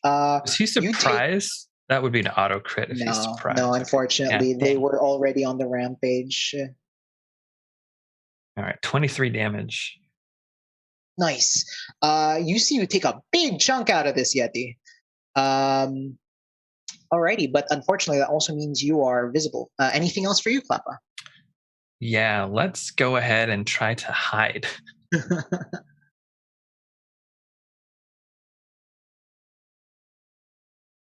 Hoping I can kind of slink back into the trees. Yeah. Stealth check is a 15. 15. All right. Yeah, you look at you look at them as you slash, and like you weave in around the trees and try and put yourself in the position not to be seen. You think you have successfully hidden. It is the Yeti's turn. You are hidden from this creature. It cannot see you. It's like trying to figure out like where the thing that hit went. I'm actually on his back. Like yeah, like the camera just like stays put as the Yeti goes around, and you just see like Klappa on the back of this large creature, and it's going to run towards the only person it can see. Unfortunately, Duvessa. Go for it. Actually, can I get an attack of opportunity as it leaves my... Yes, you may. And you still are another sneak attack out too. of your turn, so you get your sneak attack. Yes. Hell yeah.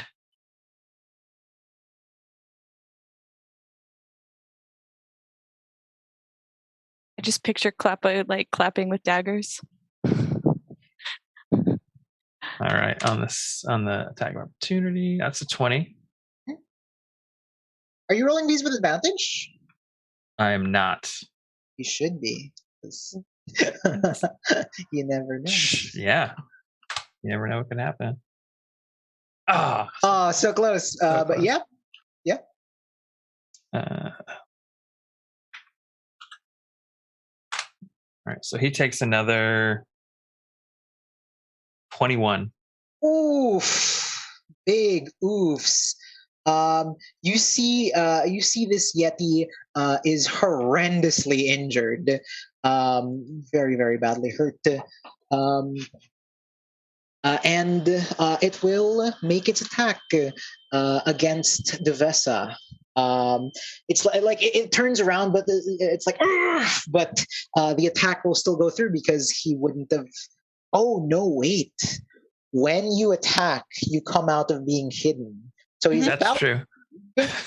gets attacked, turned around. He's like, and he gives you a horrible stink eye, which is probably not what you were hoping for. But I need you to make me a Constitution saving throw. This is against magic, so if no, wait, you're not a gnome. that no.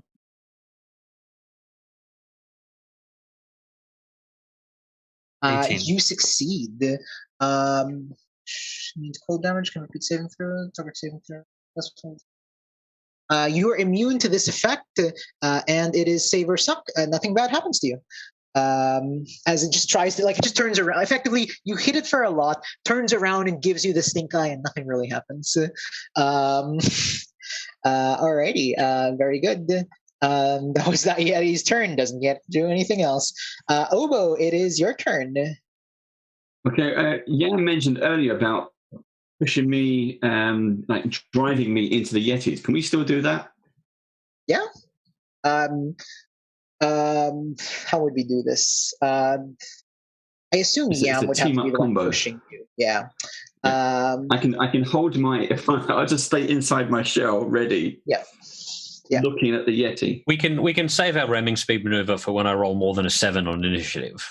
I can shuffleboard you across. You can give the help action.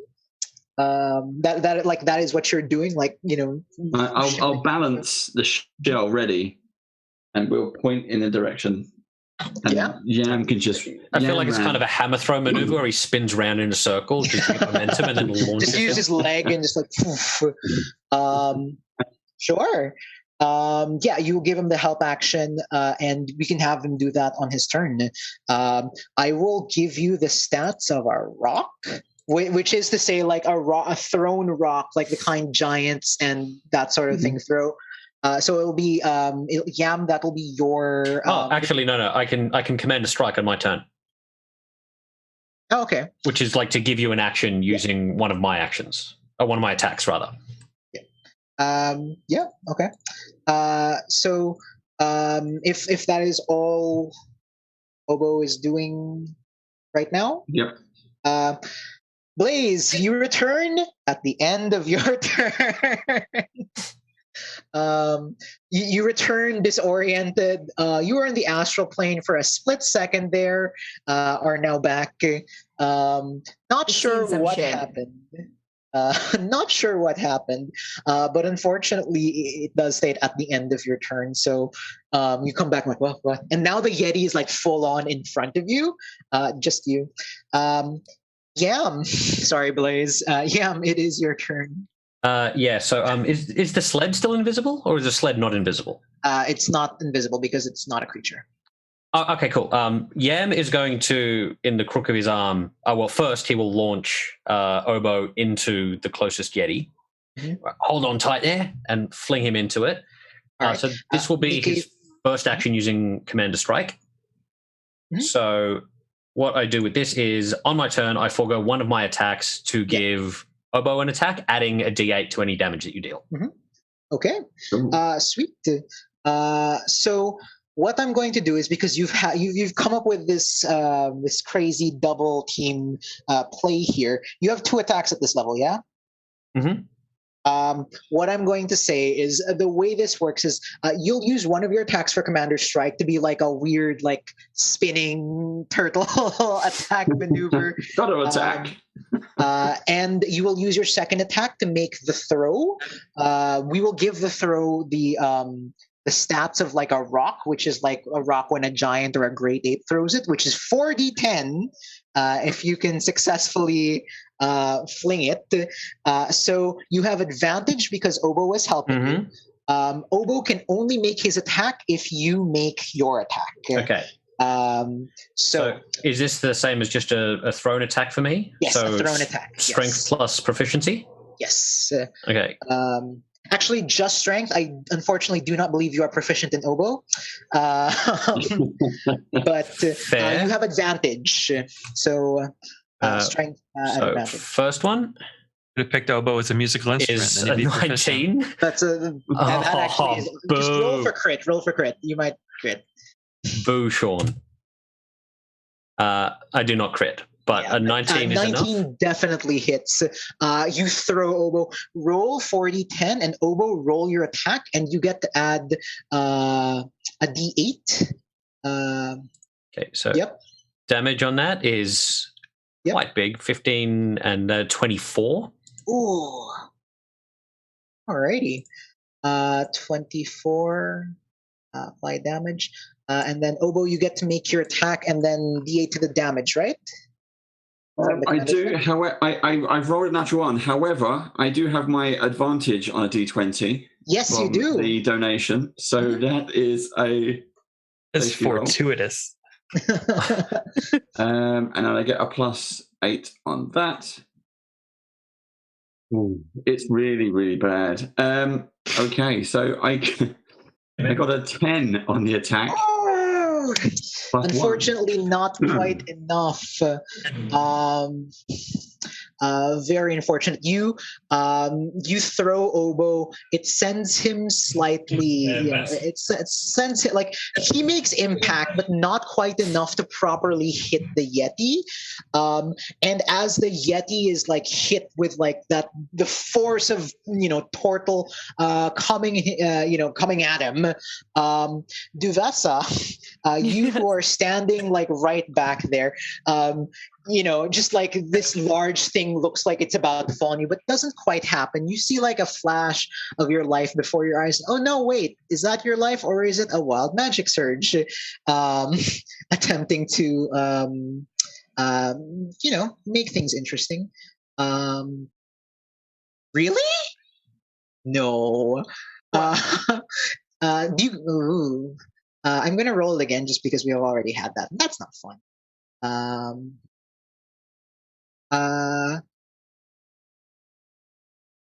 You roll a d10. Oh no! Sweet. I also have bonus action. Yep. Go ahead. Right after this, yeah.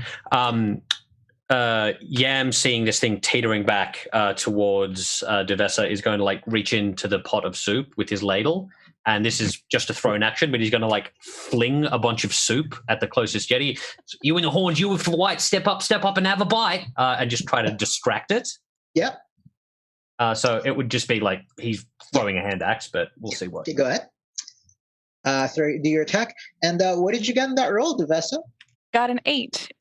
8. Your age changes by 8 years. If the roll is even, you get older. All right. You are older by 8 years. So, you see your life flash before your eyes slightly as this humongous thing threatens to fall on you, but just doesn't quite. Your back is suddenly sore. You're like, what happened? Right. Alrighty. Unfortunately, Yama 9 doesn't hit. Late whiff. Alrighty, that brings us to the top of the round with Duvessa. That stuff ain't fun, Okay, so after all this weirdness, the one in front of her how's it looking? Not quite there yet. Okay, but just agitated. Yeah. All right, let's do bonus action spiritual weapon. Mm-hmm. And it will be a heavy mace will appear next to him, and I'll do that attack. I believe if you cast it from the sheet, which I can do for you just to make it easier, yes. It will automatically put something up to spiritual.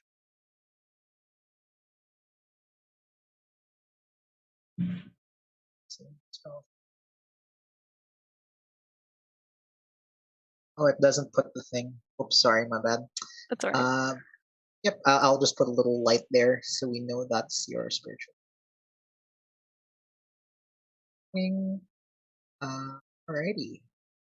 What color would your spiritual weapon be? Let's go with a light blue. Light blue. Awesome.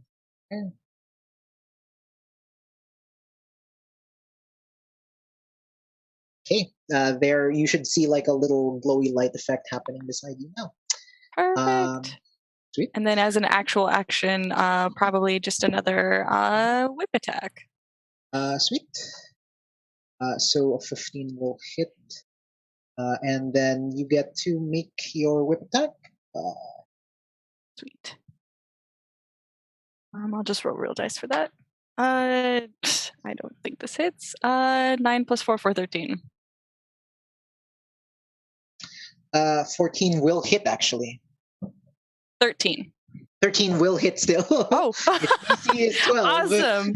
awesome. Let's see.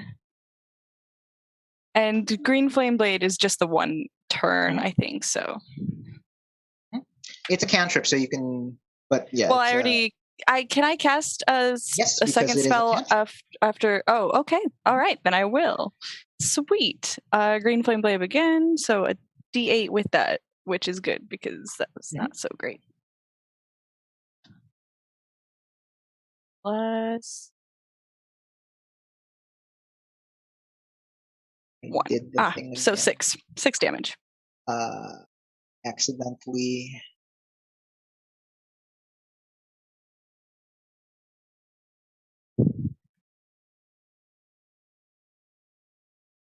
-6. Alrighty. It's looking bad, but not quite there yet. This brings us now to anything else, Duvessa? Nope, that'll be it. Cool. This brings us now to Spec. 2 questions. Is this Yep. the Yeti that gave the stink eye? The one that gave the stink eye is the one by Klappa. Okay, got it. And then is Klappa still on the other one? Yes. Okay. Reason I can't see. You can zoom out with the scroll wheel if that helps, or is it's it way a out vision there. thing? Hello. Got it. Okay. How is Klappa looking anyway? Klappa's looking fine. Yeah, is Klappa handling it okay? Yeah. Okay, so Klappa's not clapping, if that helps add That's context. great. Yeah, that actually, yep, makes a lot of sense. So I'm going to leave Klappa over there. Klappa looks just fine. However, Klappa did give me an idea, and that is these Yetis just need hugs. That's really what's going on. So I'm going to grow my spectral arms using a key point. And basically what these look like are big, goopy, like they're dripping with slime arms. And like, where'd they get all this dirt and muck on them? I don't know, but they're there. So they sprout, and I run over. I'm going to run over to this buddy. I'm going to give him a big hug with my goopy arms. I will still jump onto his back and give him like a double hug. But with my spectral arms, as I jump up, I would like to like pat him on the back in a very aggressive manner. Which, like when you're trying to burp a baby. Yes, although it is gonna feel like a very aggressive, like pound on the back. So I'm going to use an unarmed strike, and then I'm going to use a flurry of blows. Go right ahead. Forcibly calming him down. Exactly. For his own good. There. So this is the first unarmed strike. Boop. No, hello. 13 hits. Oh, really? No, wait. Yeah. Okay, I'm just going to roll. Yeah. I'm going to roll the others as well. So that would just be 2d6s.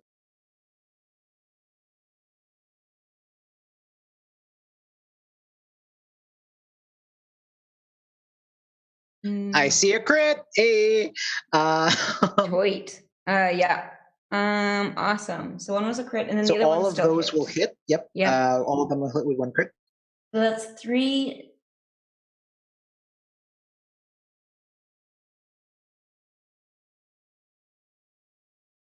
And 1 crit is, remind me, that's where roll the dice twice. Yeah, that's right. Thank you. But I only add the modifier once, correct? Yes. Got it.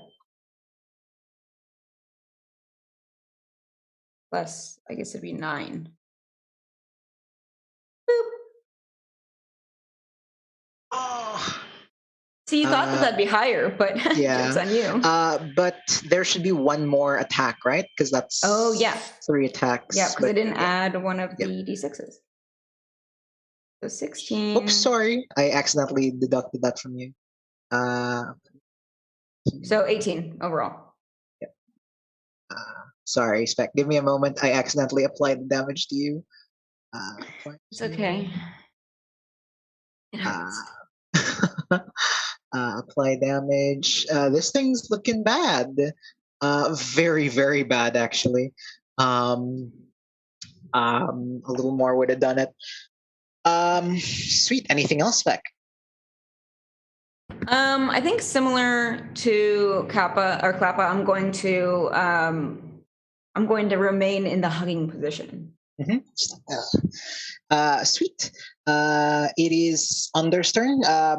All the rest of you have kind of like come out of invisibility to by virtue of attacking and what have you. And he now can tell that you are. Trying to assist him. So I know it's 20-foot square. He is going to attempt to cast a produce flame to assist you. He will move away first because that's a ranged attack. He'll move over here. He becomes visible and will hurl a produce flame at the Yeti. Would have had advantage because he would have. Unfortunately, he's not great at attacking, so he misses wildly, and that's all he can do. It is the Yeti's turn. This Yeti's surrounded now. He has his pick of people to choose from.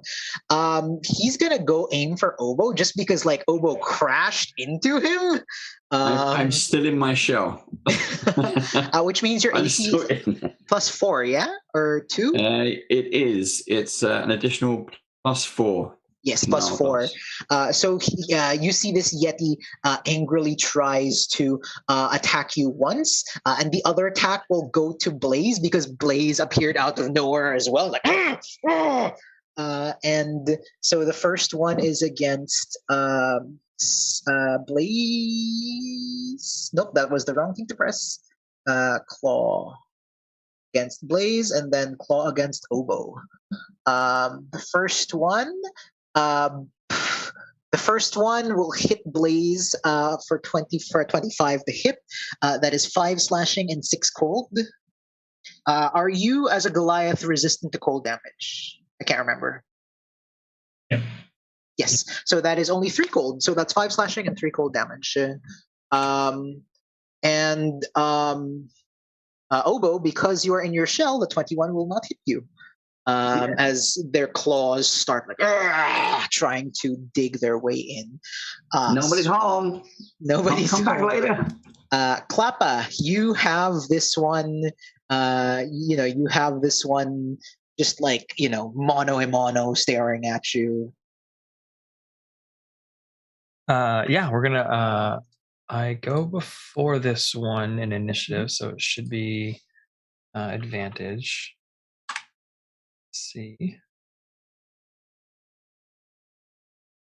Do the advantage 1 second. Don't you only get advantage if it's on the first turn? If this is from assassin?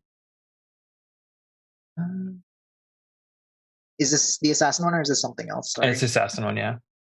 I believe you get advantage on the first turn. Okay. They have not yet. No advantage, yeah. However, you can bonus action hide first, as there are trees all around.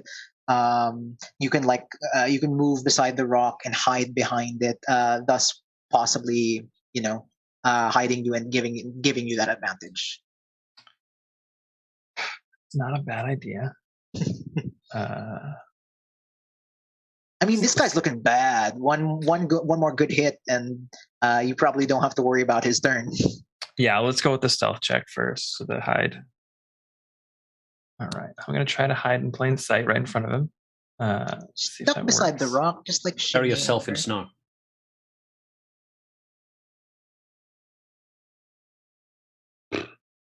That is 12 good enough. Unfortunately, as a 13 passive perception, just under. Just barely.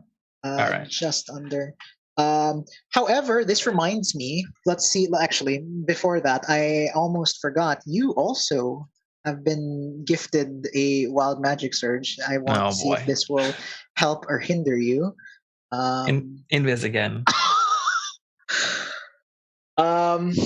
Each creature within 30 feet of you takes 1d10 necrotic damage. You regain hit points equal to the sum of the necrotic damage dealt. I believe this Yeti is the only one within 30 feet of you, hopefully. Yes, Spec is just out of the way. Roll me a d10 of necrotic damage. So it'll take 3 necrotic damage, and then you just get to make your regular attack. I gained 3, right? Putting me back to full health? Yeah. Perfect. All right, let's just going for a normal attack here now. Sneak attack.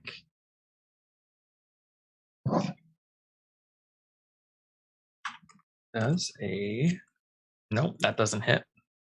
A 9 does not hit, unfortunately. Oh no. Yikes.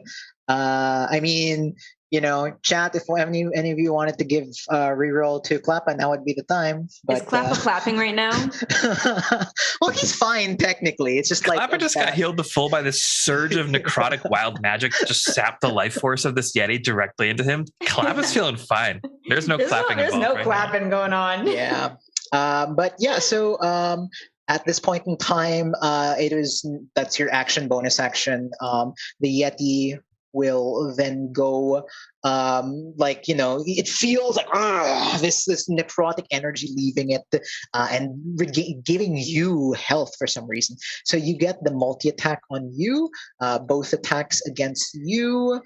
That is 13 and 14, both of which miss. Man, these Yetis aren't doing great. Maybe they should retreat. Obo, it is your turn. Okay, I will jump out of my shell and hit him with a quarterstaff attack. Yep. To bonk him on the head. Yep. Or try to. I imagine it's like those cartoon turtles where it's like you jump up out of your shell. Let's see if this works.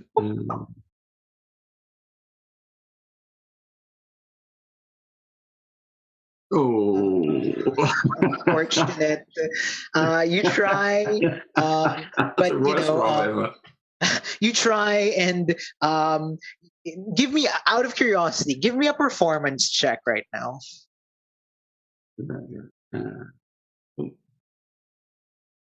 Nope. Nope. Rather you pop out and stumble a bit. It wasn't very graceful at all. I did not put those crampons on. This brings. Do you have a bonus action? No. That's it. This brings us to. This brings us to Blaze. Finally get a turn. Sorry. Okay, so here's where it gets a little bit weird, because the last thing he heard was Spec saying, we should talk to them and not kill them. And everybody's killing them. So try and use his warm out to knock this Yeti in front of him unconscious. So yep. Do regular attacks, but the idea was not to kill, is to knock him unconscious. Knock him prone. You're right ahead. Are we running advantage? No. No, good. That's fine. I'm much better with normal attacks. That's fine. Attack. That's a natural 1. Yeah.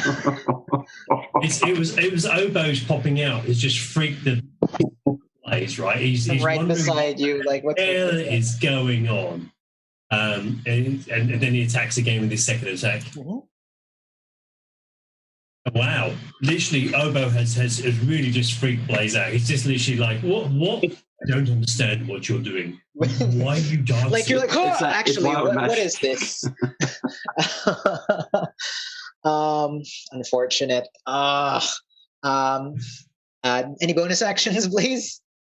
Look slightly perturbed by all of this, but just stand there ready to be beaten. No, I'm good. Cool. Yam. Yam with ladle still in hand is going to pull out his cleaver in his other hand. First step up next to this Yeti. Mm-hmm. Let's turn off the ruler and make his first attack against that. Yep. Going back to a rolling. Mm-hmm. 6. Is it 15? Yep. Excellent. And that is 6 damage. 6 points of damage. Apply damage. And wouldn't you know, it only takes 3 of that damage because that's all you needed. It is dead. Nice. Yeah. So, all right, keep that one fresh because I'm coming back for its leg. Mm-hmm. The rest of his movement, he'll come out to here. His second attack, he will throw the ladle at this one. Yep.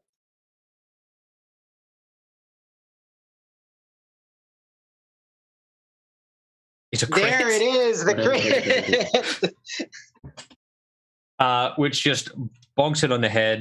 Damage there is Nice, 9 actually. plus 3 is 12. Yep. That was enough to take it out. So you see after like Obo's kind of like hurrah and that distracted Blaze, and even the Yeti was kind of like what? Yam takes advantage of this opportunity, hits him dead, moves over to the next one, throws the ladle as this one is about to try and strike Klappa again, and just like bang. And you guys are out of combat. Unfortunately, because that one is ranged, it cannot be non-lethal. But So I guess it goes handle first. Yeah. Oof. But this one kind of like slumps unconscious. And as you continue to hug it, Spec, you have been bestowed. As you continue to hug it, I will see. What happens? You cast levitate. The levitate spell is cast on you. That's amazing. As you're kind of like hugging, like no, wait, don't fall, and just like you are like levitating like over the Yeti as it falls unconscious. Okay, that's that. As it falls unconscious. Yes. Thank God. Okay, so it doesn't fall on me. No, absolutely not. Okay, so that means that the other one is still up, right? No, the other one's dead. Oh, so we're good. Yeah, you're good. You're out of combat. Oh, awesome. Okay. I apologize. My Chrome crashed as we were playing, and now I can't see the map. So this is where I live now. Zoom out. You might be like it might have put you on another part of the map. Like if you zoom out, you might. I've restarted a couple of times, and it says that something isn't enabled, and I've tried to enable it. And I don't see you on the player menu, which means you weren't able to log back in again. Try. We'll figure that out in a sec. But you guys are out of combat. Ander walks up to you and goes, I don't know who you people are, but I must thank you profusely. You saved my life. Thank you, he says, and there's this genuine look of like, thank you so much, before he turns and starts to walk away. Are you going back to the village? He is not. He continues walking in a direct, like he starts walking away as if looking for something. 1 second, Ander, is that your name, Ander? Oh yes, I am Ander. Well, Runa sent us. Runa. Oh, yes, Runa from the village, yes. There's the big festival, aren't you supposed to go back there? We've been sent to kind of bring you home. Yes, but I am doing something much more important. He says very seriously. Okay. He doesn't volunteer the information. Like he's just, I'm doing something far more important. What's more important than celebrating at the town with all your family and friends? Like it's he says that rather I was awoken last night with a dream, a very very strange dream. There is a prince, and he goes like he can tell how kind of nutty this is as he describes it here. He's like, in these mountains, in these woods, there is a prince. I need to find him in this castle, this castle of his, or bring him to his castle, something like that. But he's being held somewhere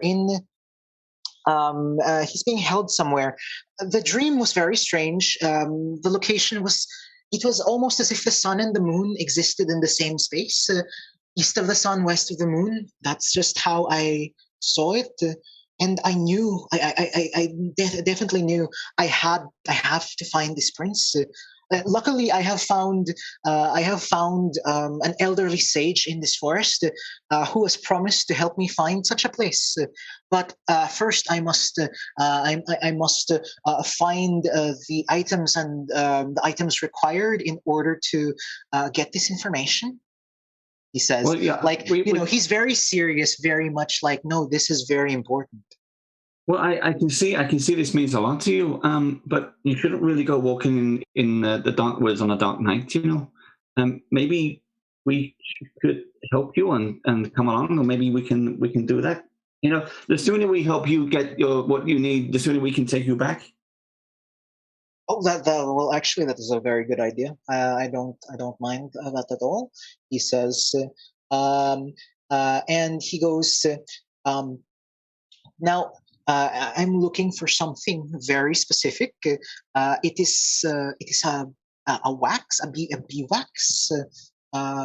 So I am looking. So it is very strange because you would not normally find bees in this weather, But the sage assures me somewhere here in one of these trees, there is there are still colonies of bees that sometimes may make their hives, and that I need the wax of this. He says very, very seriously. Well, I can I can talk to the animals if you want me to. If we can find a helpful squirrel or maybe a bird or something, then I can help. He goes, well, if you can do that, that would be a great big help. But while you're doing that, I'm going to continue looking, he says. And he's like, thank you to all of you, bowing and thanks, but continuing his kind of rummaging around. He seems like really determined. Like he is fully aware. It seems to you, it seems he's fully aware of how silly the statements have been. I had a dream. No, I had a dream that there was a prince, or was he a bear? It was one or the other. But he desperately needed help, and I have to help him. All right, good luck. No, turns around yeah, from cutting the leg off the Yeti. No, okay. He's not walking too far, but you can attempt to find some sort of woodland creature. Everybody. He Anders seems to be I don't know if he's under some kind of spell or he's even sleepwalking, that kind of thing, But I don't like the way he's walking around on his own, and we've already seen these Yetis. Is everybody okay coming and doing some more? We've got to find some. He's looking for some beeswax. Let's help him out. All right, but we're going to have to put this on ice. There's good meat on that bone. He overhears that and he goes, there is a lake of ice right there, pointing up ahead to the east of you. As we're sort of trying to figure this out, have you still not managed to get in spec? Oh, no. I would have to restart my computer. And yeah, it's okay. I'll just theater of the mind it. So sorry. Alrighty. So he says there is a lake right there if you want. A lot of the lake is frozen over. You can see. I think once Yam has taken meat off this, he can kind of pack it in snow and tarp and wrap it up and put it back on the sled. Yep. And as you do so, Ogo, can I get your perception check to try and find woodland creatures? Nice. That was nearly a one. All right. I will roll the random woodland creatures twice, and you get to pick which of these animals you want to talk to. I will do an animal call out. All right.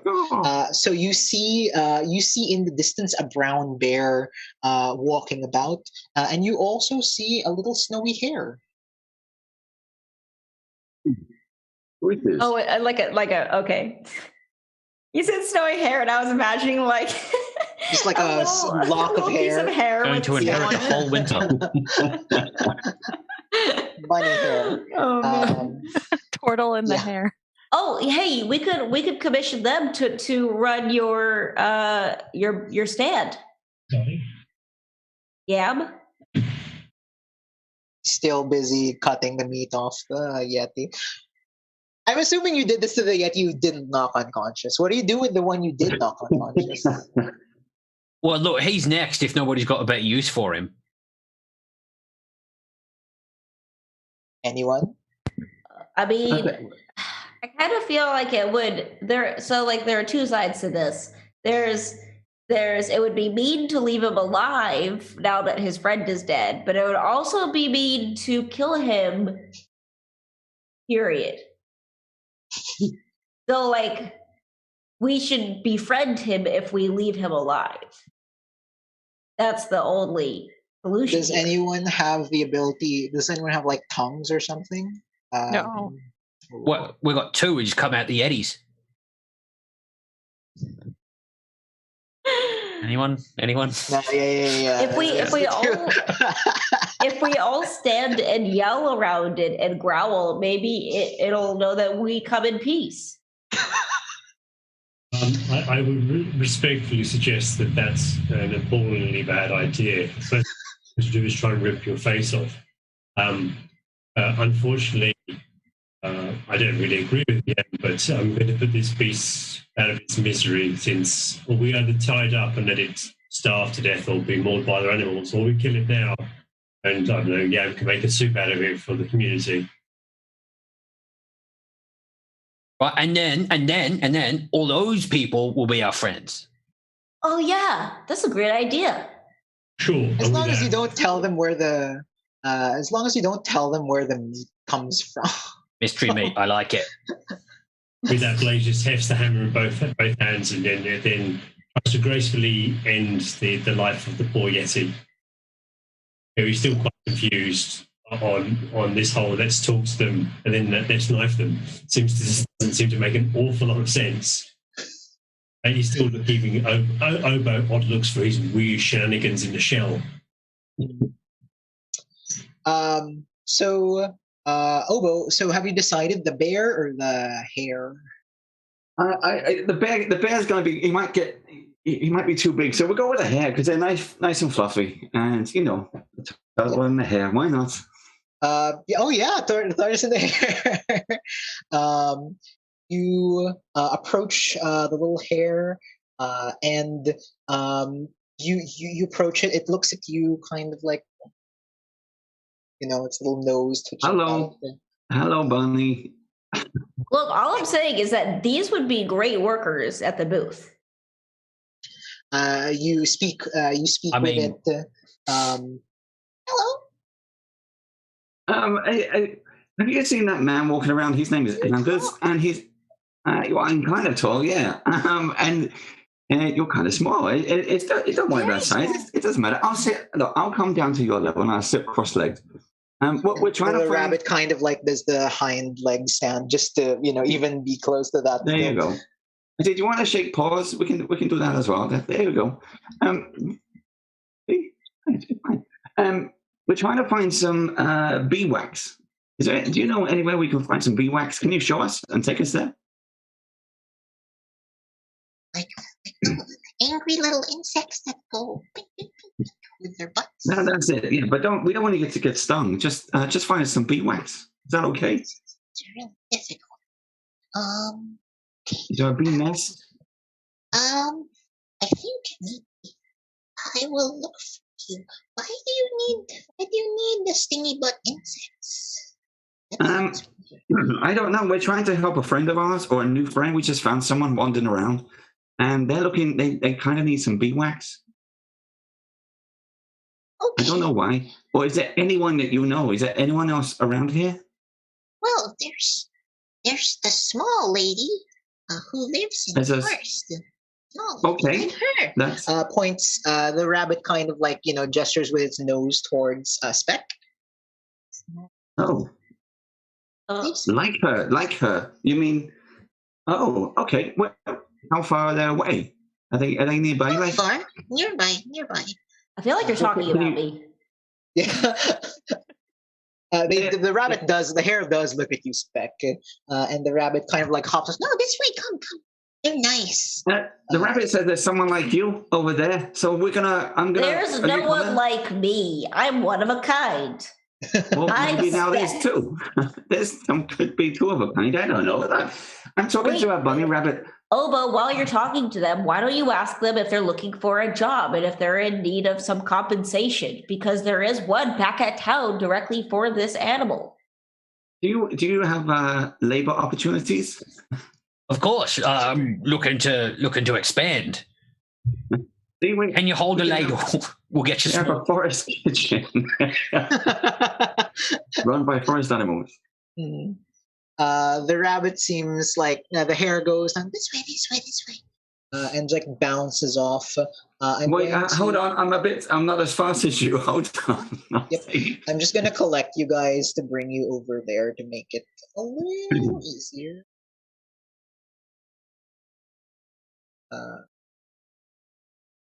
Oh wait, Anders doesn't go with you, but you can move me for me. Yeah. I'm watching it on the stream. So. So I moved you guys to the north. And as you arrive, there is a as warm as winter can get. There is a fire going, and you see sort of like dressed just like in very almost druidic looking clothes that you recognize, Obo. They have a druid symbol as well.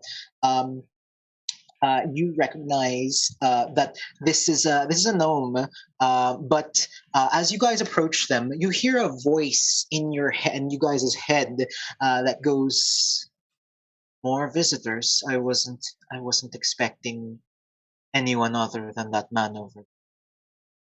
Tell me, are you also looking for a prince?" And this is a voice in your head. If it'll get this guy back to the village in time for celebrations, we're here to help facilitate whatever it takes. You see the expression on this gnome's face, kind of like she chuckles and laughs, and I think like she's definitely the one who is telepathically speaking with you, because her face like reacts as if she was talking verbally. And she goes, this man is on a grand quest, it seems. I don't know if you'll be able to pry him away from his goals even after you complete my tasks.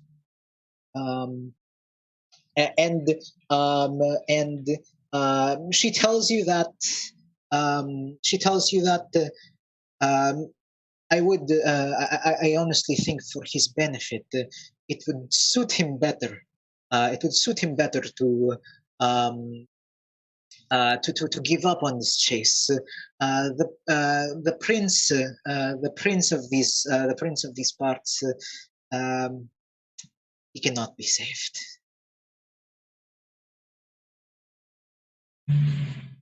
Why is that? Yeah, how do you know he can't be saved? Seems a bit melodramatic. The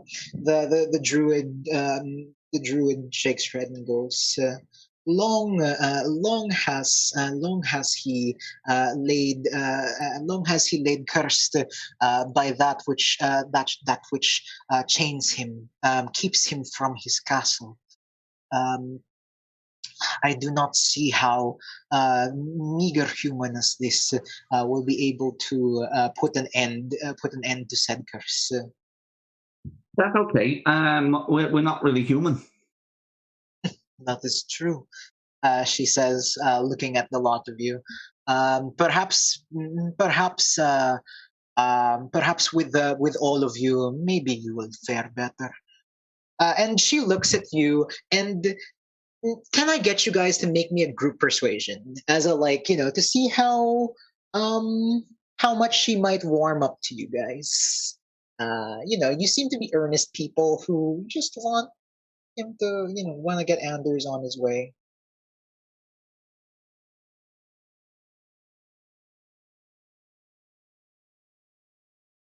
Persuasion. But the rolls are spectacularly crap. Oh no.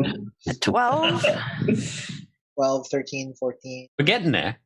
Getting there. Oh! Sorry, what was that? The two confused me at that stage. 21. So there's Ogo got a total of 1. Klappa got 21. Yam got 14. Blaze got 13. What did the others get? 12. 12 and My internet is having a great time. I am. Do you have physical dice? I do.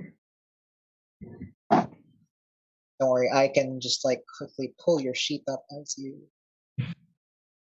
Alex, as a question, if we use having Spec talk at this druid for about an hour, does that not give us advantage on the threat?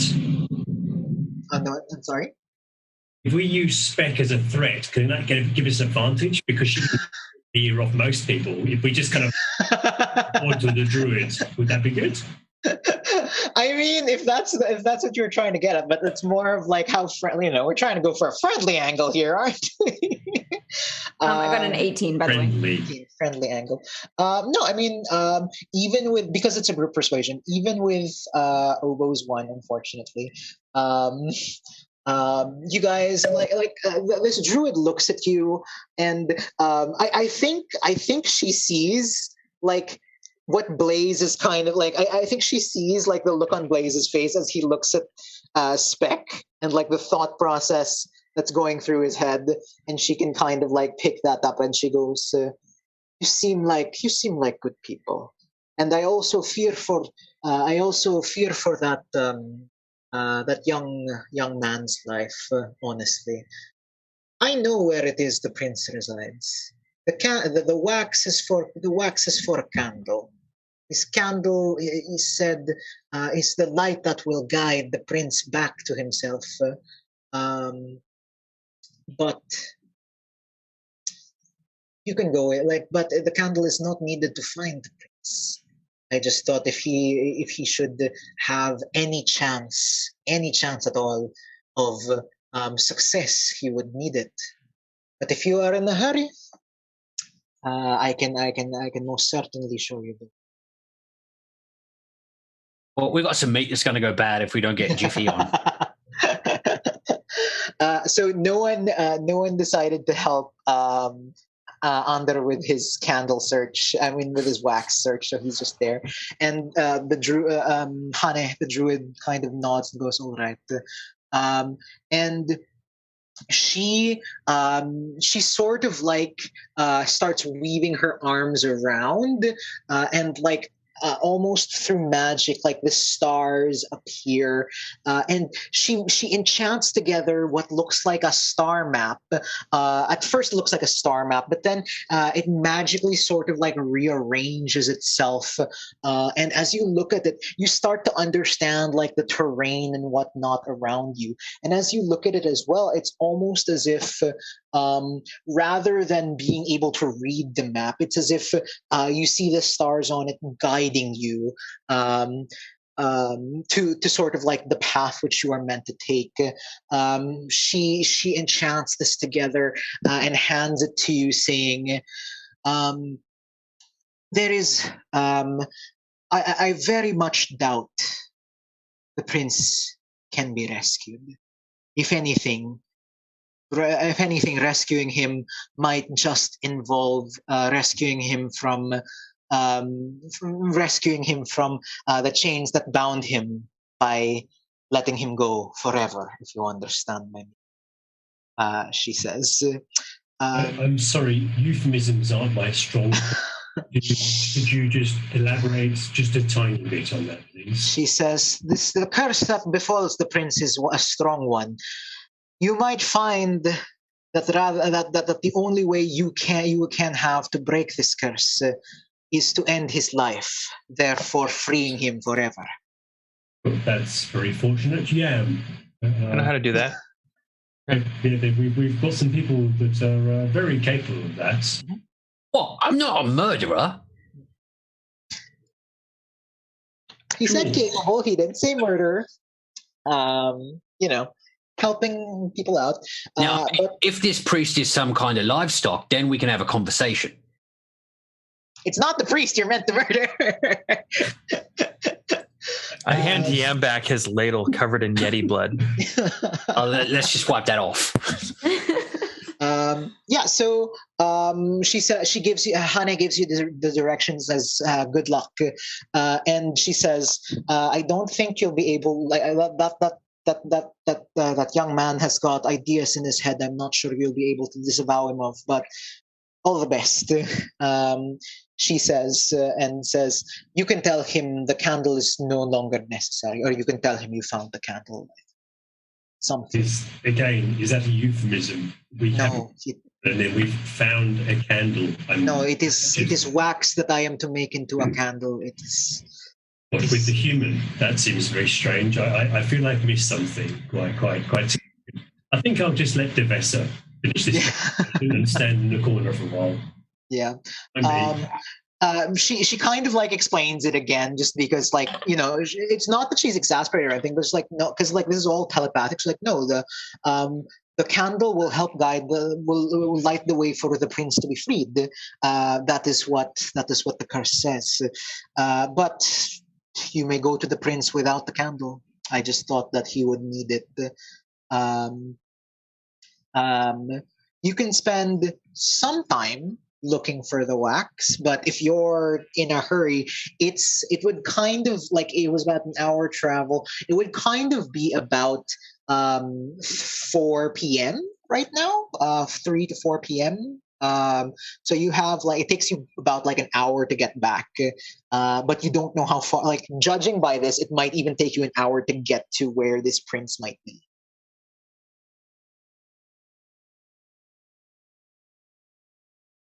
Well, since we're here for an hour, we might as well get to know each other a little bit better, because we're really good friends now. We're basically best friends. We had to fight something together. So did you want to help Andre with his searching, or did you want to just go? Yeah, of course we'll help. Why wouldn't we help? We're all out here, right?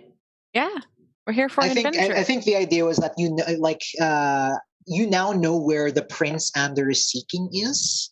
So his thing is that I have to rescue this prince that I don't even know anything about. But I have to rescue this prince, and this druid told me I need wax for a candle, and the druid's like, yeah, you need wax to help rescue the prince, but I can actually tell you where the prince is if you just want to go. Yeah, let's just skip that whole candle thing. Yeah, no candle. Ander goes, are you taking Ander with you, or are you letting him kind of search alone? He seems a bit bewildered in his search. Do we need to? Well, if we go in and find him, tell him we found the candle. Can he go back to the village? No, he is definitely going to come with you. You get the impression no, this is this is my mission now. He's very much I have to.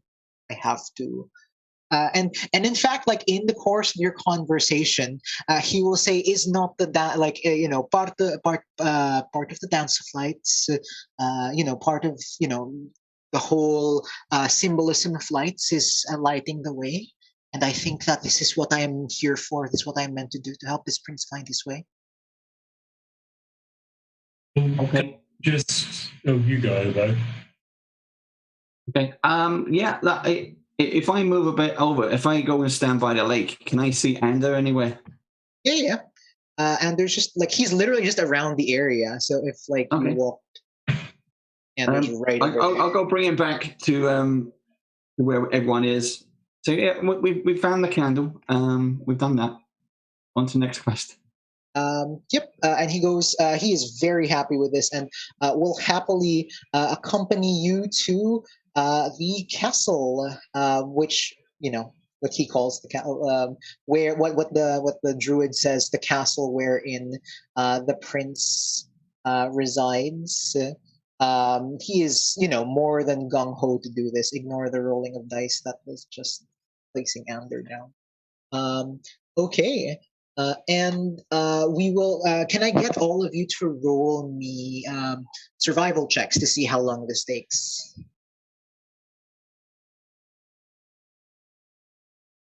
18. Nice.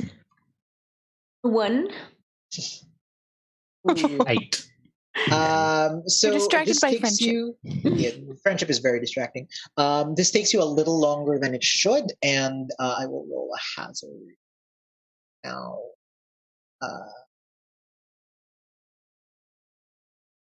Um, crap. So 13. Uh, would anyone be walking further? Like, would anyone be like walking up ahead, or leading the way in this, or are you all just like trying to stay as close together as possible? No, I think Klappa's definitely taking the lead Sure. as the skilled trapper that knows these hills inside and out, and then rolled. Yep. How are you feeling? How is Klappa feeling?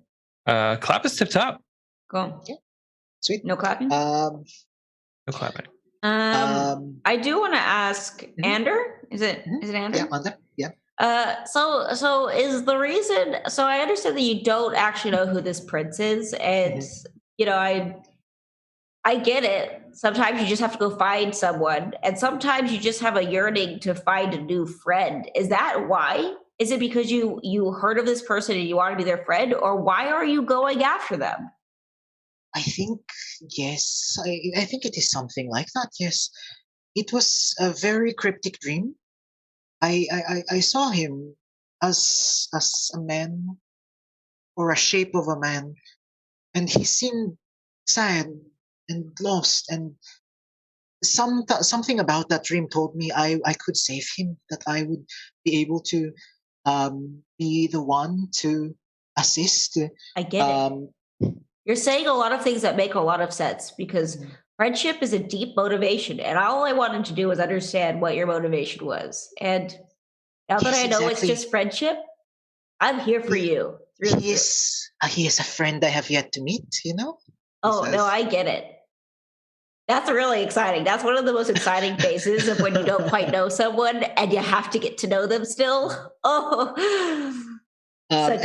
like there is, as you're talking to Ander, like you think it's very much like almost fairy tale. I've not met him, but I know that I was meant to help him and stuff like that.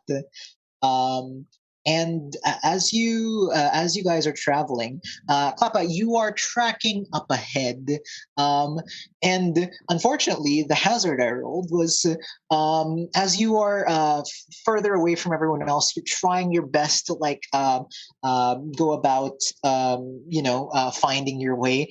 When alas, you fall for an old trapper snare that was just way too obscured. But you may roll a dexterity saving throw to attempt to, not get pulled up violently by this.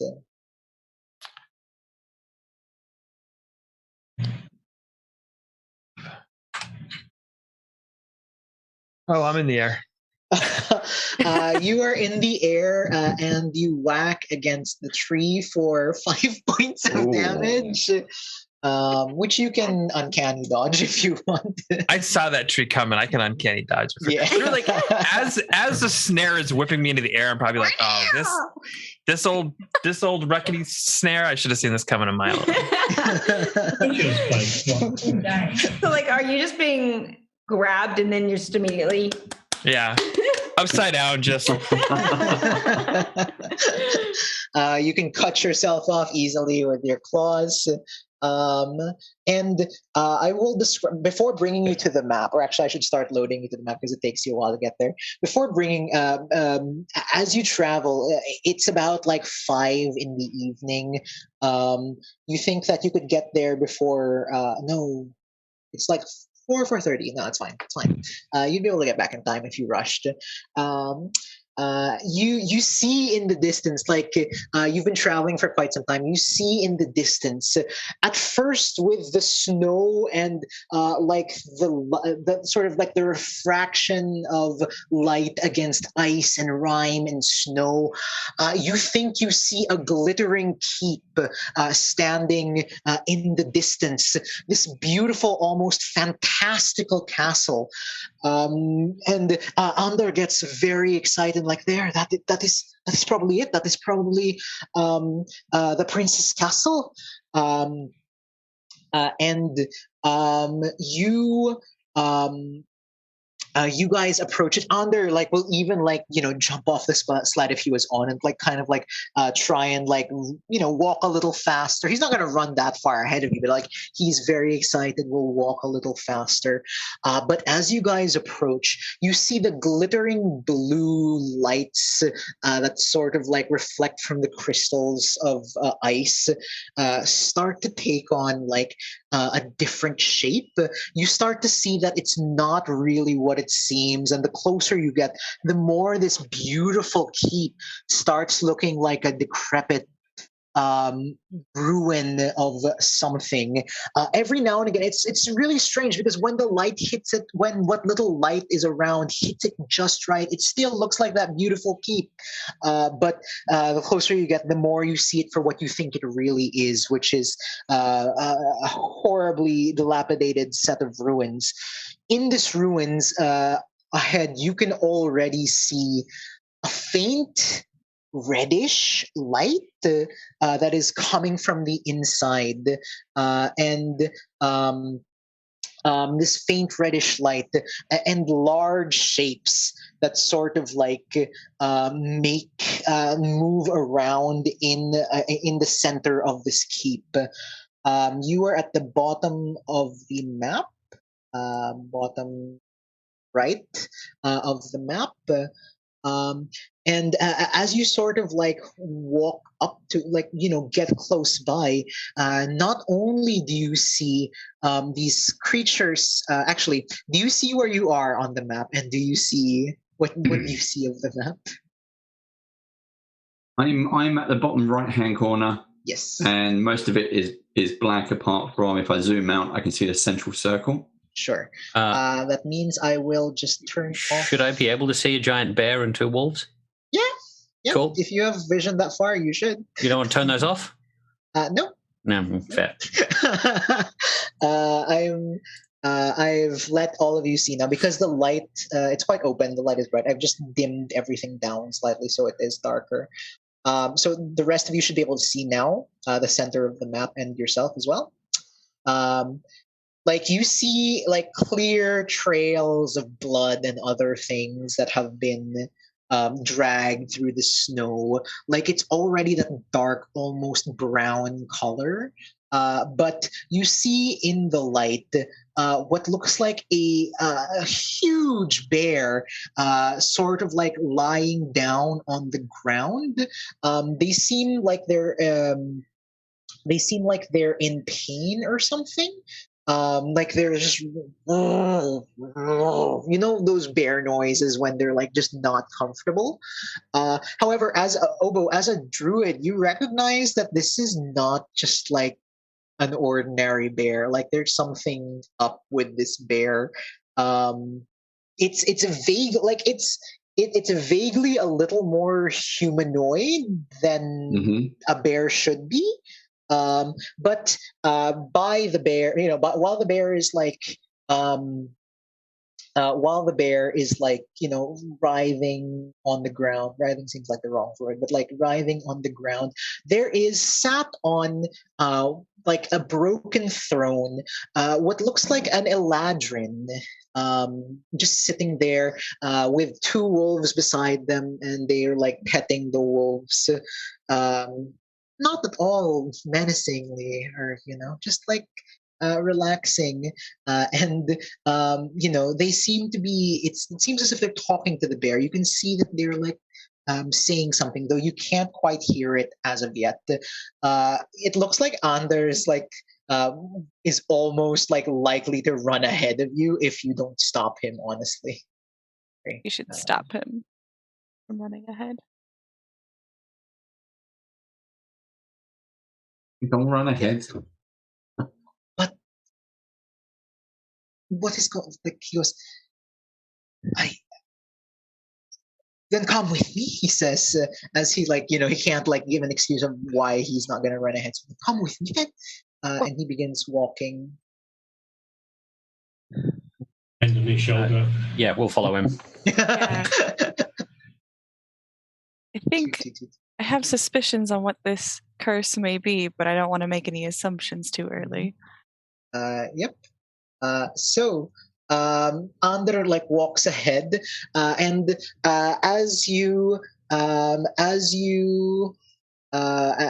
sort of approach, the Eladrin kind of looks up at you and goes, "Yes, amazing. Welcome to my beautiful castle."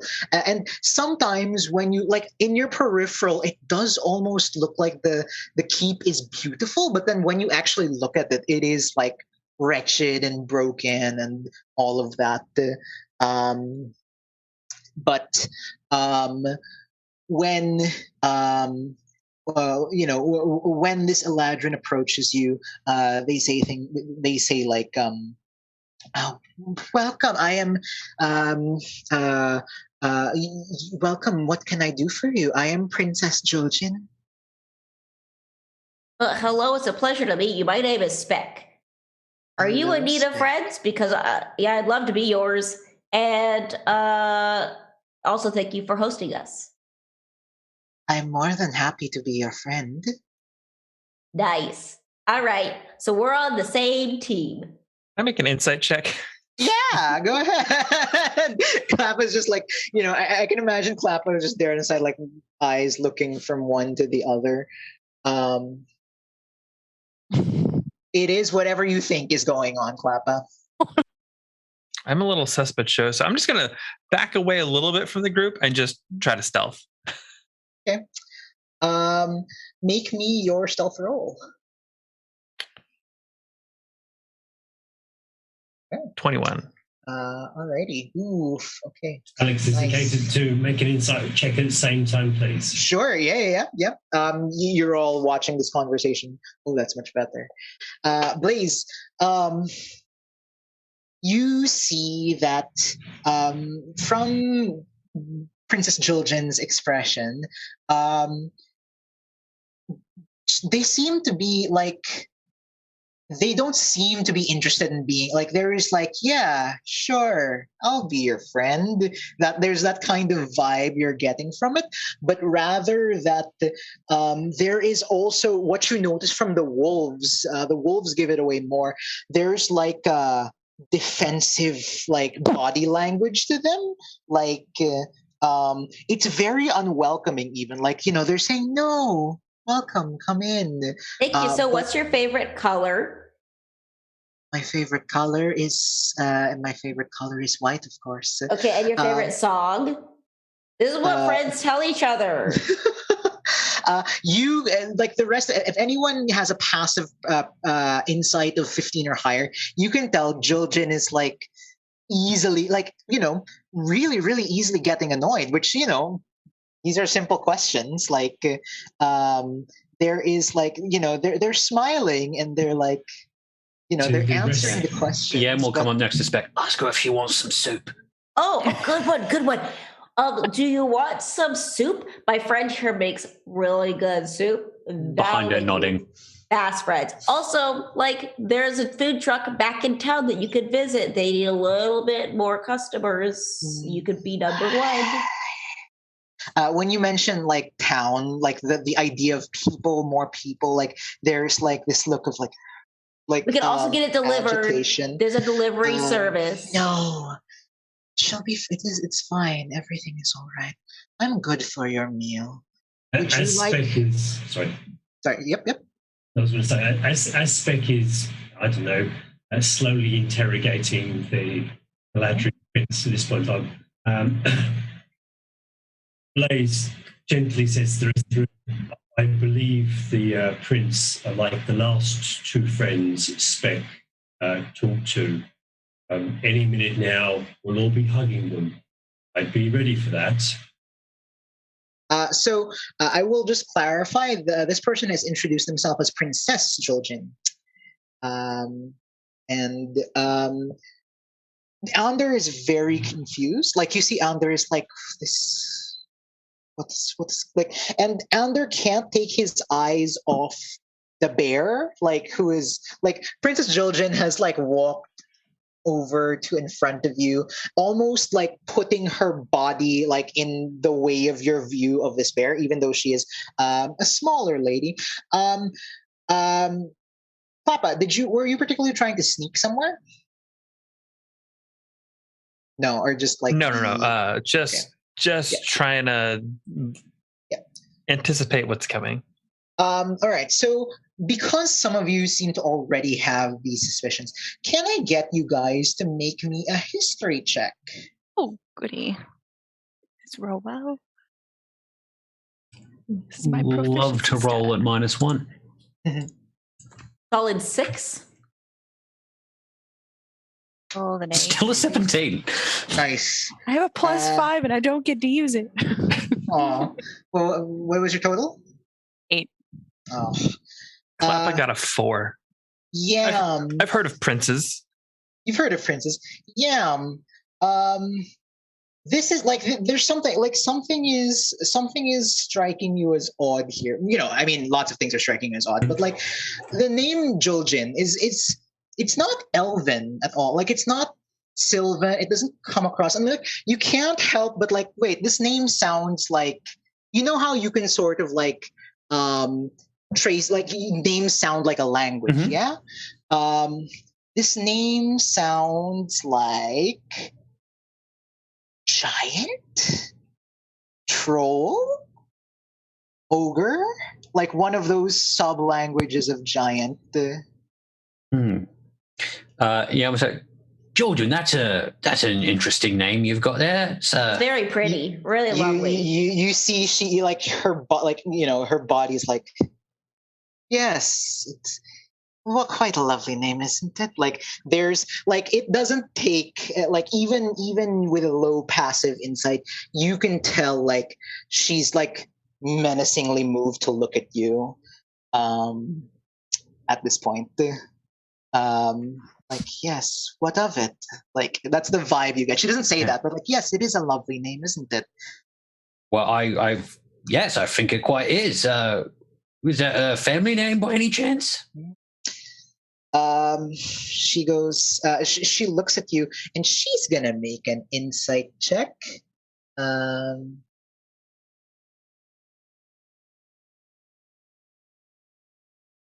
No, okay. She seems very like, no. You know what? I wouldn't know. I've lived alone in this castle with only my wolves to keep me company for so long. I don't recall. Well, Lucky Spec came along. Yeah, that must have been a very lonely experience. Do you want to talk about it more? I really wouldn't, she says. But you didn't mention your bear friend. Yeah. You point to the bear friend and goes, he's not a friend. Never mind him. I would like to move forward like 30 or so feet, like kind of closer and ask, well, it seems like there's a story and I love a good story. Yeah. Are you sure you don't want to tell us why he's such a jerk? How he has wronged you, so wrongfully wronged you? I sit down like crisscross as a Twilight cleric. Yep. As a Twilight cleric, can you make me a Arcana check? Yes. Oh, I almost want to use the digital dice because might have not been rolling. I mean, you can. I'm going to. How do I do on that? Your sheet? On your sheet, just go to the skill and just click the skill name under attributes. Okay. That would be Arcana, right? Yep, Arcana. Wow, I rolled an 8 there too. Never mind. Yep. That's weird. It did not show up for me. But anyway. I clicked the one on my D&D Beyond. Right. Sorry. Right. No, it's all good. She. You know what? I'll give this to you at advantage because you guys have the star map. One more try. Come on, digital. Okay, 18. That was 18. There we go. So as a Twilight cleric, and also like because you guys were given the star map of this location, you recognize like the ley lines that have been placed here. And you also notice the bear is kind of like, it seems like the bear can't get up, and it's as if they're trying to move out of it. You recognize this as the way the stars have been moved around on this pattern. Like the way the pattern is stars moved around on the ground to keep the bear sort of like restrained there. And when you realize this, the bear kind of gives you a look that's more like, like with more feeling, much like, a human might. And like there is a pleading look of help me on their face. And she goes, no, it is too, like, you're realizing that as you asked her the question, like, it's too long a story. I shan't bother you with this, as the wolves start to sort of like advance as well, as if sensing their master is agitated. Yep. What do you guys do? I'll step up alongside the rest of the party at the front, which makes sense as a place for me to be. Yep. Nothing like aggressive yet, just like tight grip on the ladle as he stirs his soup. Yep. And she goes, no, please. You must be tired. I can show you to. I have rooms for you to stay in, she says, as if trying to like usher you to another part of the keep. The wolves are definitely standing in the way right now as well. Klappa makes a fairly simple series of hand gestures that I hope the party can understand silently, which is pointing at the Eladrin lady and then making stabby motions. At that, can I cast Fairy Fire first level to highlight her and whatever the closest wolf is? Okay. I think 20 feet is not that far, right? Yes, it isn't. So we also have 10 minutes to go. Make me, all of you, make me religion or arcana checks right now. Nice. 16. 12. 9. 7. Blaze, 17. Blaze, with your 17, you think, looking at this bear is not hurt. They're fine. They're a big, strong, burly bear. They are just restrained here. You think that unrestraining the bear is perhaps the will greatly help if you are in a fight.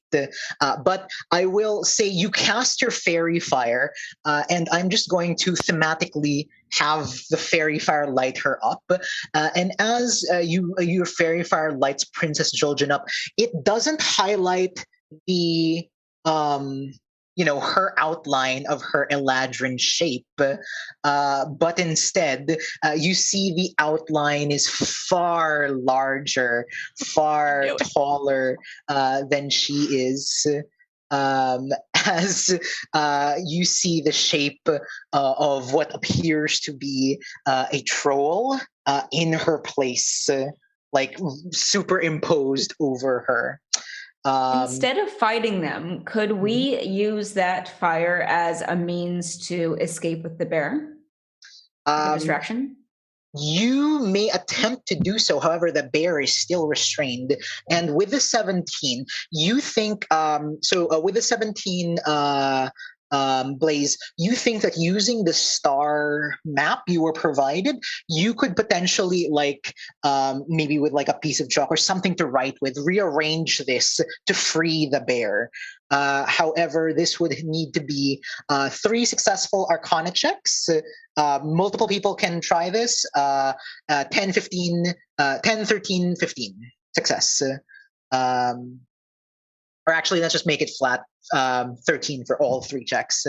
But we will roll an initiative just to get things going, just to like give an order for things.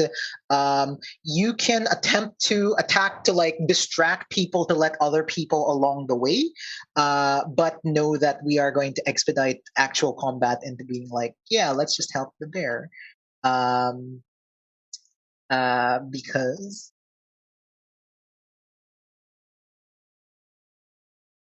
Okay, so you want us to roll initiative? Yes. Okay.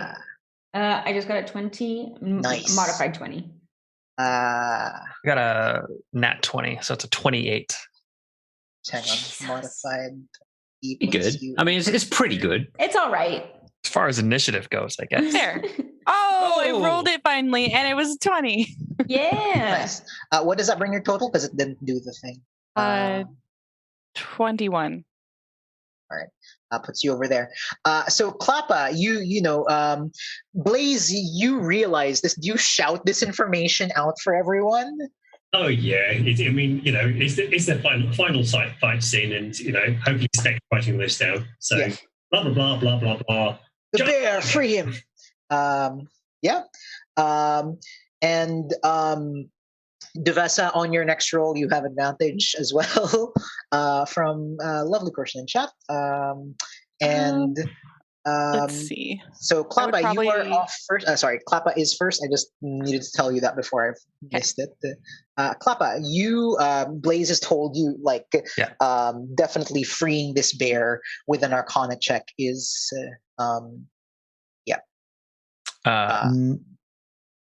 but you have to be by it. That's the thing. Yeah. Klappa knows his role, and that is not messing around with star charts. Very uninterested in drawing things. Yep. Don't even really have terribly prehensile thumbs. So just gonna do my best to buy the team some time. Yep. Roll me if your means, like we won't roll attacks and whatnot because it's gonna take too long, but if you are attempting to like distract them, you can roll me either a performance or a persuasion check. And while Klappa is doing that, Spec, what do you want to do? Okay, so you could have been closer. Probably would have been closer. I think my best bet would be to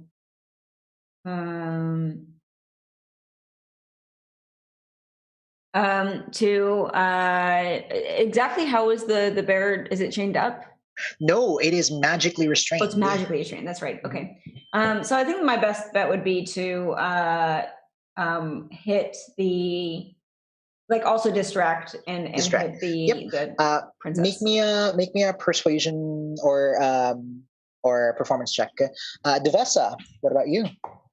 I am not particularly great at. Yeah, what's up?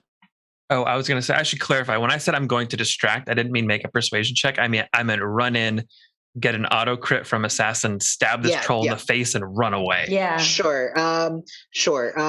Make me your attack rolls, and if they hit, I will. Oh, cool. Yeah. Okay. But you do have advantage. You know that you're feeling quite lucky. There's no playing around. The fairy fire revealed she's not whom she seems. This poor bear. So you would go up to the bear? I would third level witch bolt. Oh, okay. Is anyone gonna try and free the bear?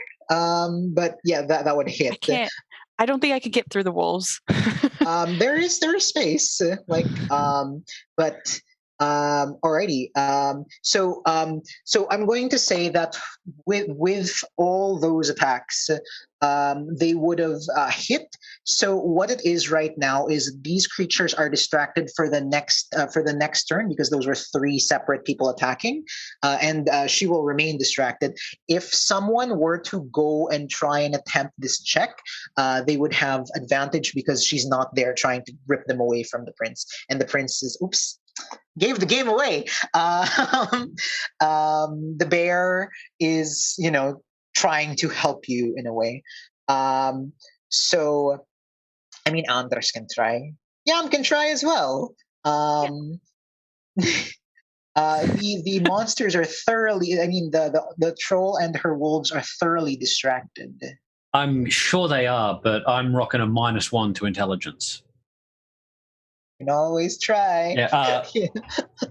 Yeah. He will run straight past the occupied enemies, say, look, I really hope this is going to knock the gem right out of your donut, and try to do magic. So I will make an Arcana check. Arcana check. You have advantage because the creatures are distracted. Okay, well, that's an 11 or a 9. So Oof, okay. Cool.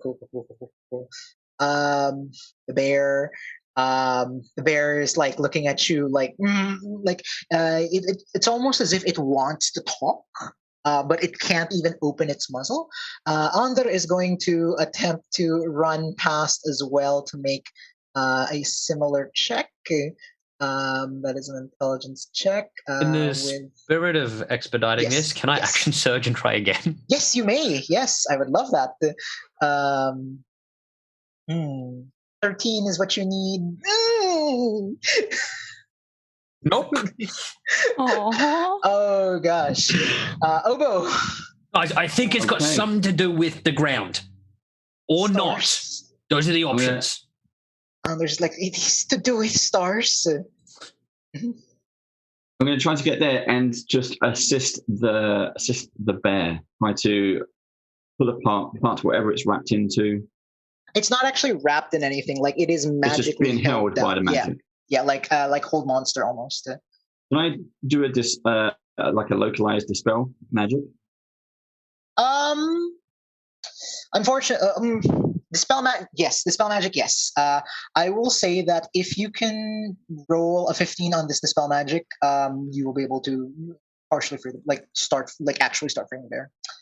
Let's give that a try.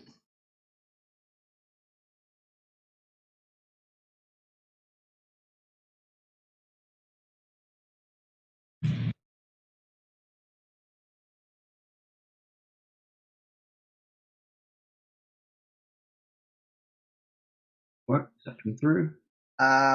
It didn't roll, unfortunately. So,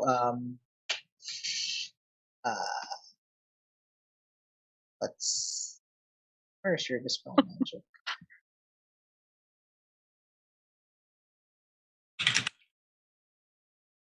I think you'd have to roll it, because 20 spells. The spell is what level? It's 3rd level. Oh, okay. I might have.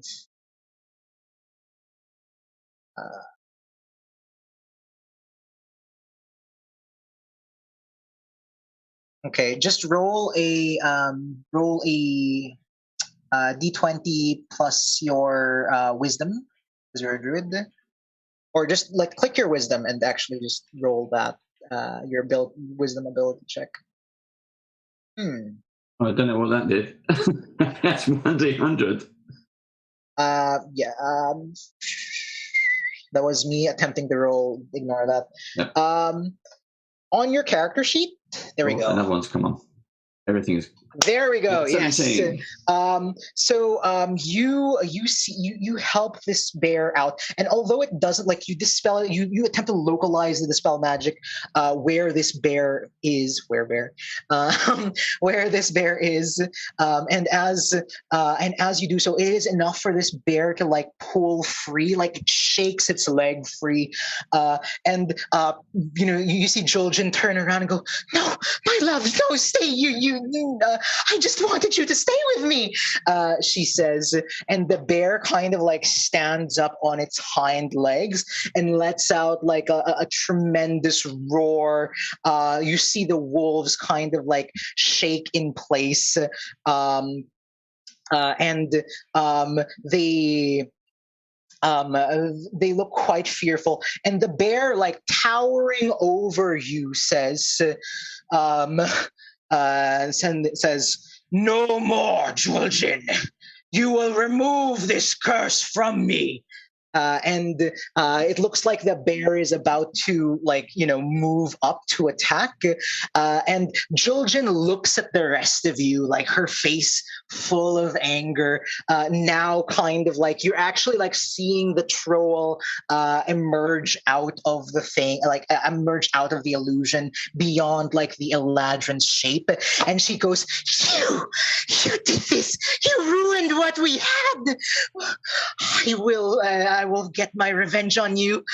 We will be together again, my love. In just you wait. And with like a flurry of magic, you see that she turns into her troll shape before like ice, a whirlwind of ice and frost like engulfs her, and she disappears where she stands in a big of snow and ice, and the wolves kind of look around fearful, and this bear walks up like almost kind of like scared, like almost threatening, but then he's like, "Who are you? What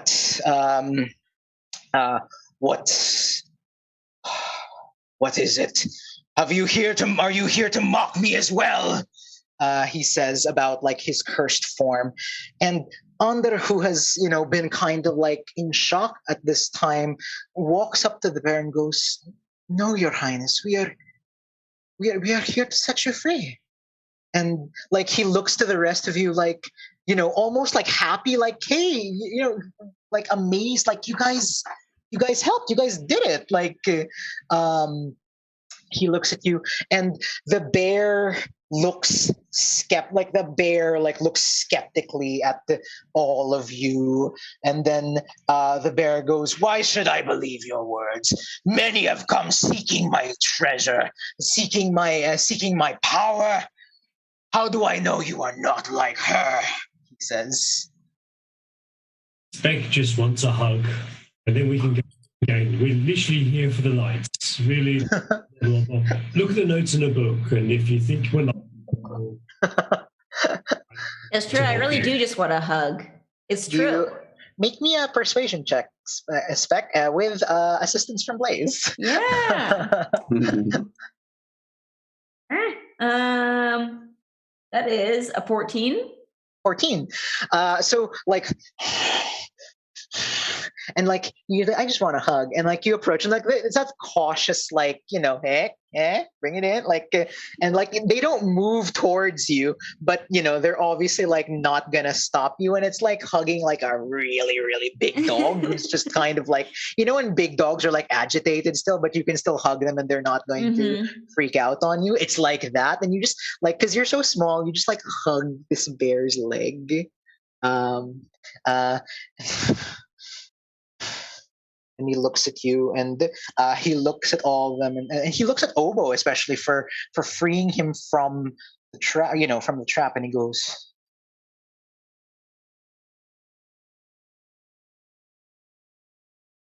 "Thank you," as if he had trouble saying those words. That's not like man. High five, yeah.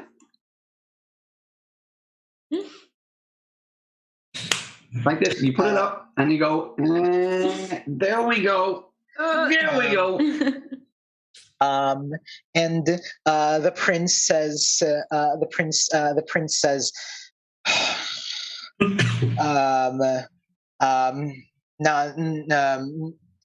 now, now that I have been freed, I must return to look at the searching for my castle.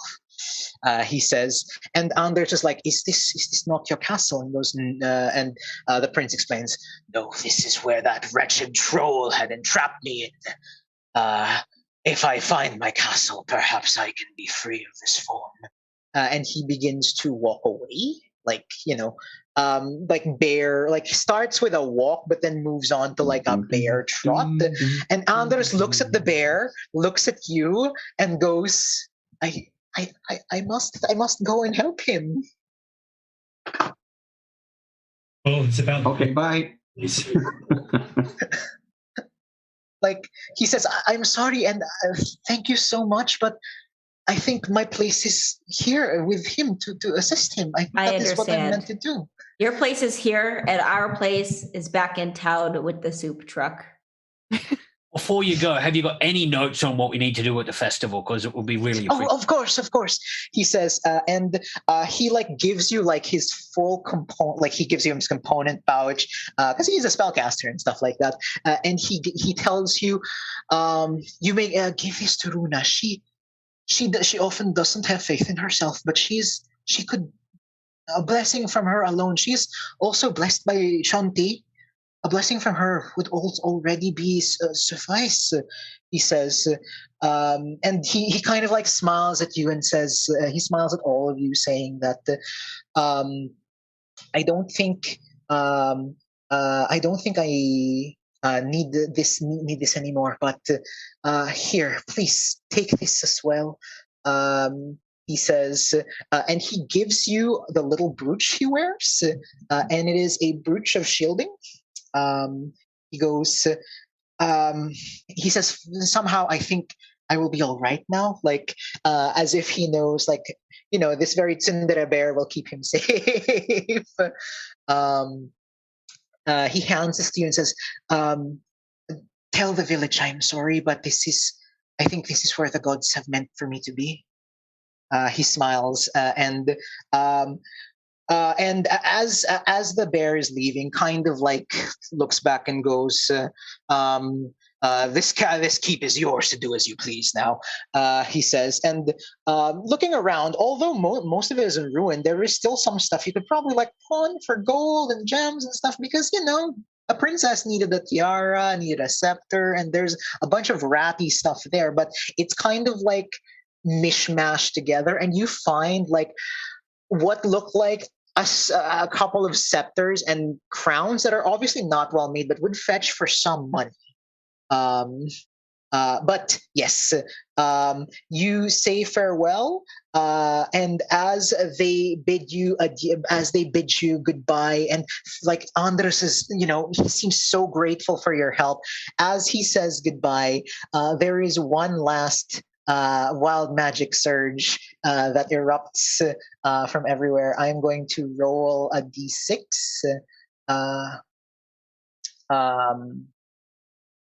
And a 3, 1, 2, 3 is Klappa. As he says goodbye, do you say goodbye, Klappa? What do you do? Like as they're waving goodbye to you? I just pat him on the shoulder and I say, "You're gonna freeze to death out here." He goes, "I think I will be fine." And as you kind of like pat him, almost like from outside of your hand, illusory butterflies kind of like flutter out. And for the next minute or so, Klappa, you are just followed by butterflies, just like everywhere. You're gonna die. Just quietly clapping, and the butterflies are flapping. They're gonna die. You head back to town. Runa's kind of like, what? what happened, but you explained the story, and although it was quite a wild ride, it is at least a story, and maybe one day you will run into Andres and this bear prince once more. But today is not that day, and they kind of go, okay, that's kind of weird, but I guess we can get another priest and continue the celebration tomorrow. And you guys are treated as heroes, sort of. Yeah, I mean, you found them. Free drinks. Free drinks. And yeah, I think that's where where we'll end this off for tonight. Thank you all for joining. Sorry, that was like a little crammed at the end. But hopefully you guys enjoyed that little bit of chaos. Thanks for everyone for watching as well, and all the people who just allowed the chaos to ensue. Once again, thanks to BD&D for sponsoring this, and also congratulations to Sphere. It's got a Y, for winning the draw. Congrats! Hey. Congrats. Well done, Dragonspire. I'm sorry if I'm pronouncing that wrong, by the way. And thank you guys so much for playing, and thank you guys for watching. And yeah, I hope Thank you so much. Thank you, everyone. Thank you so much, Alek. Thanks, everyone. Oh boy, I think the Yeti fight took longer than I expected. I'm sorry. Bye, everyone.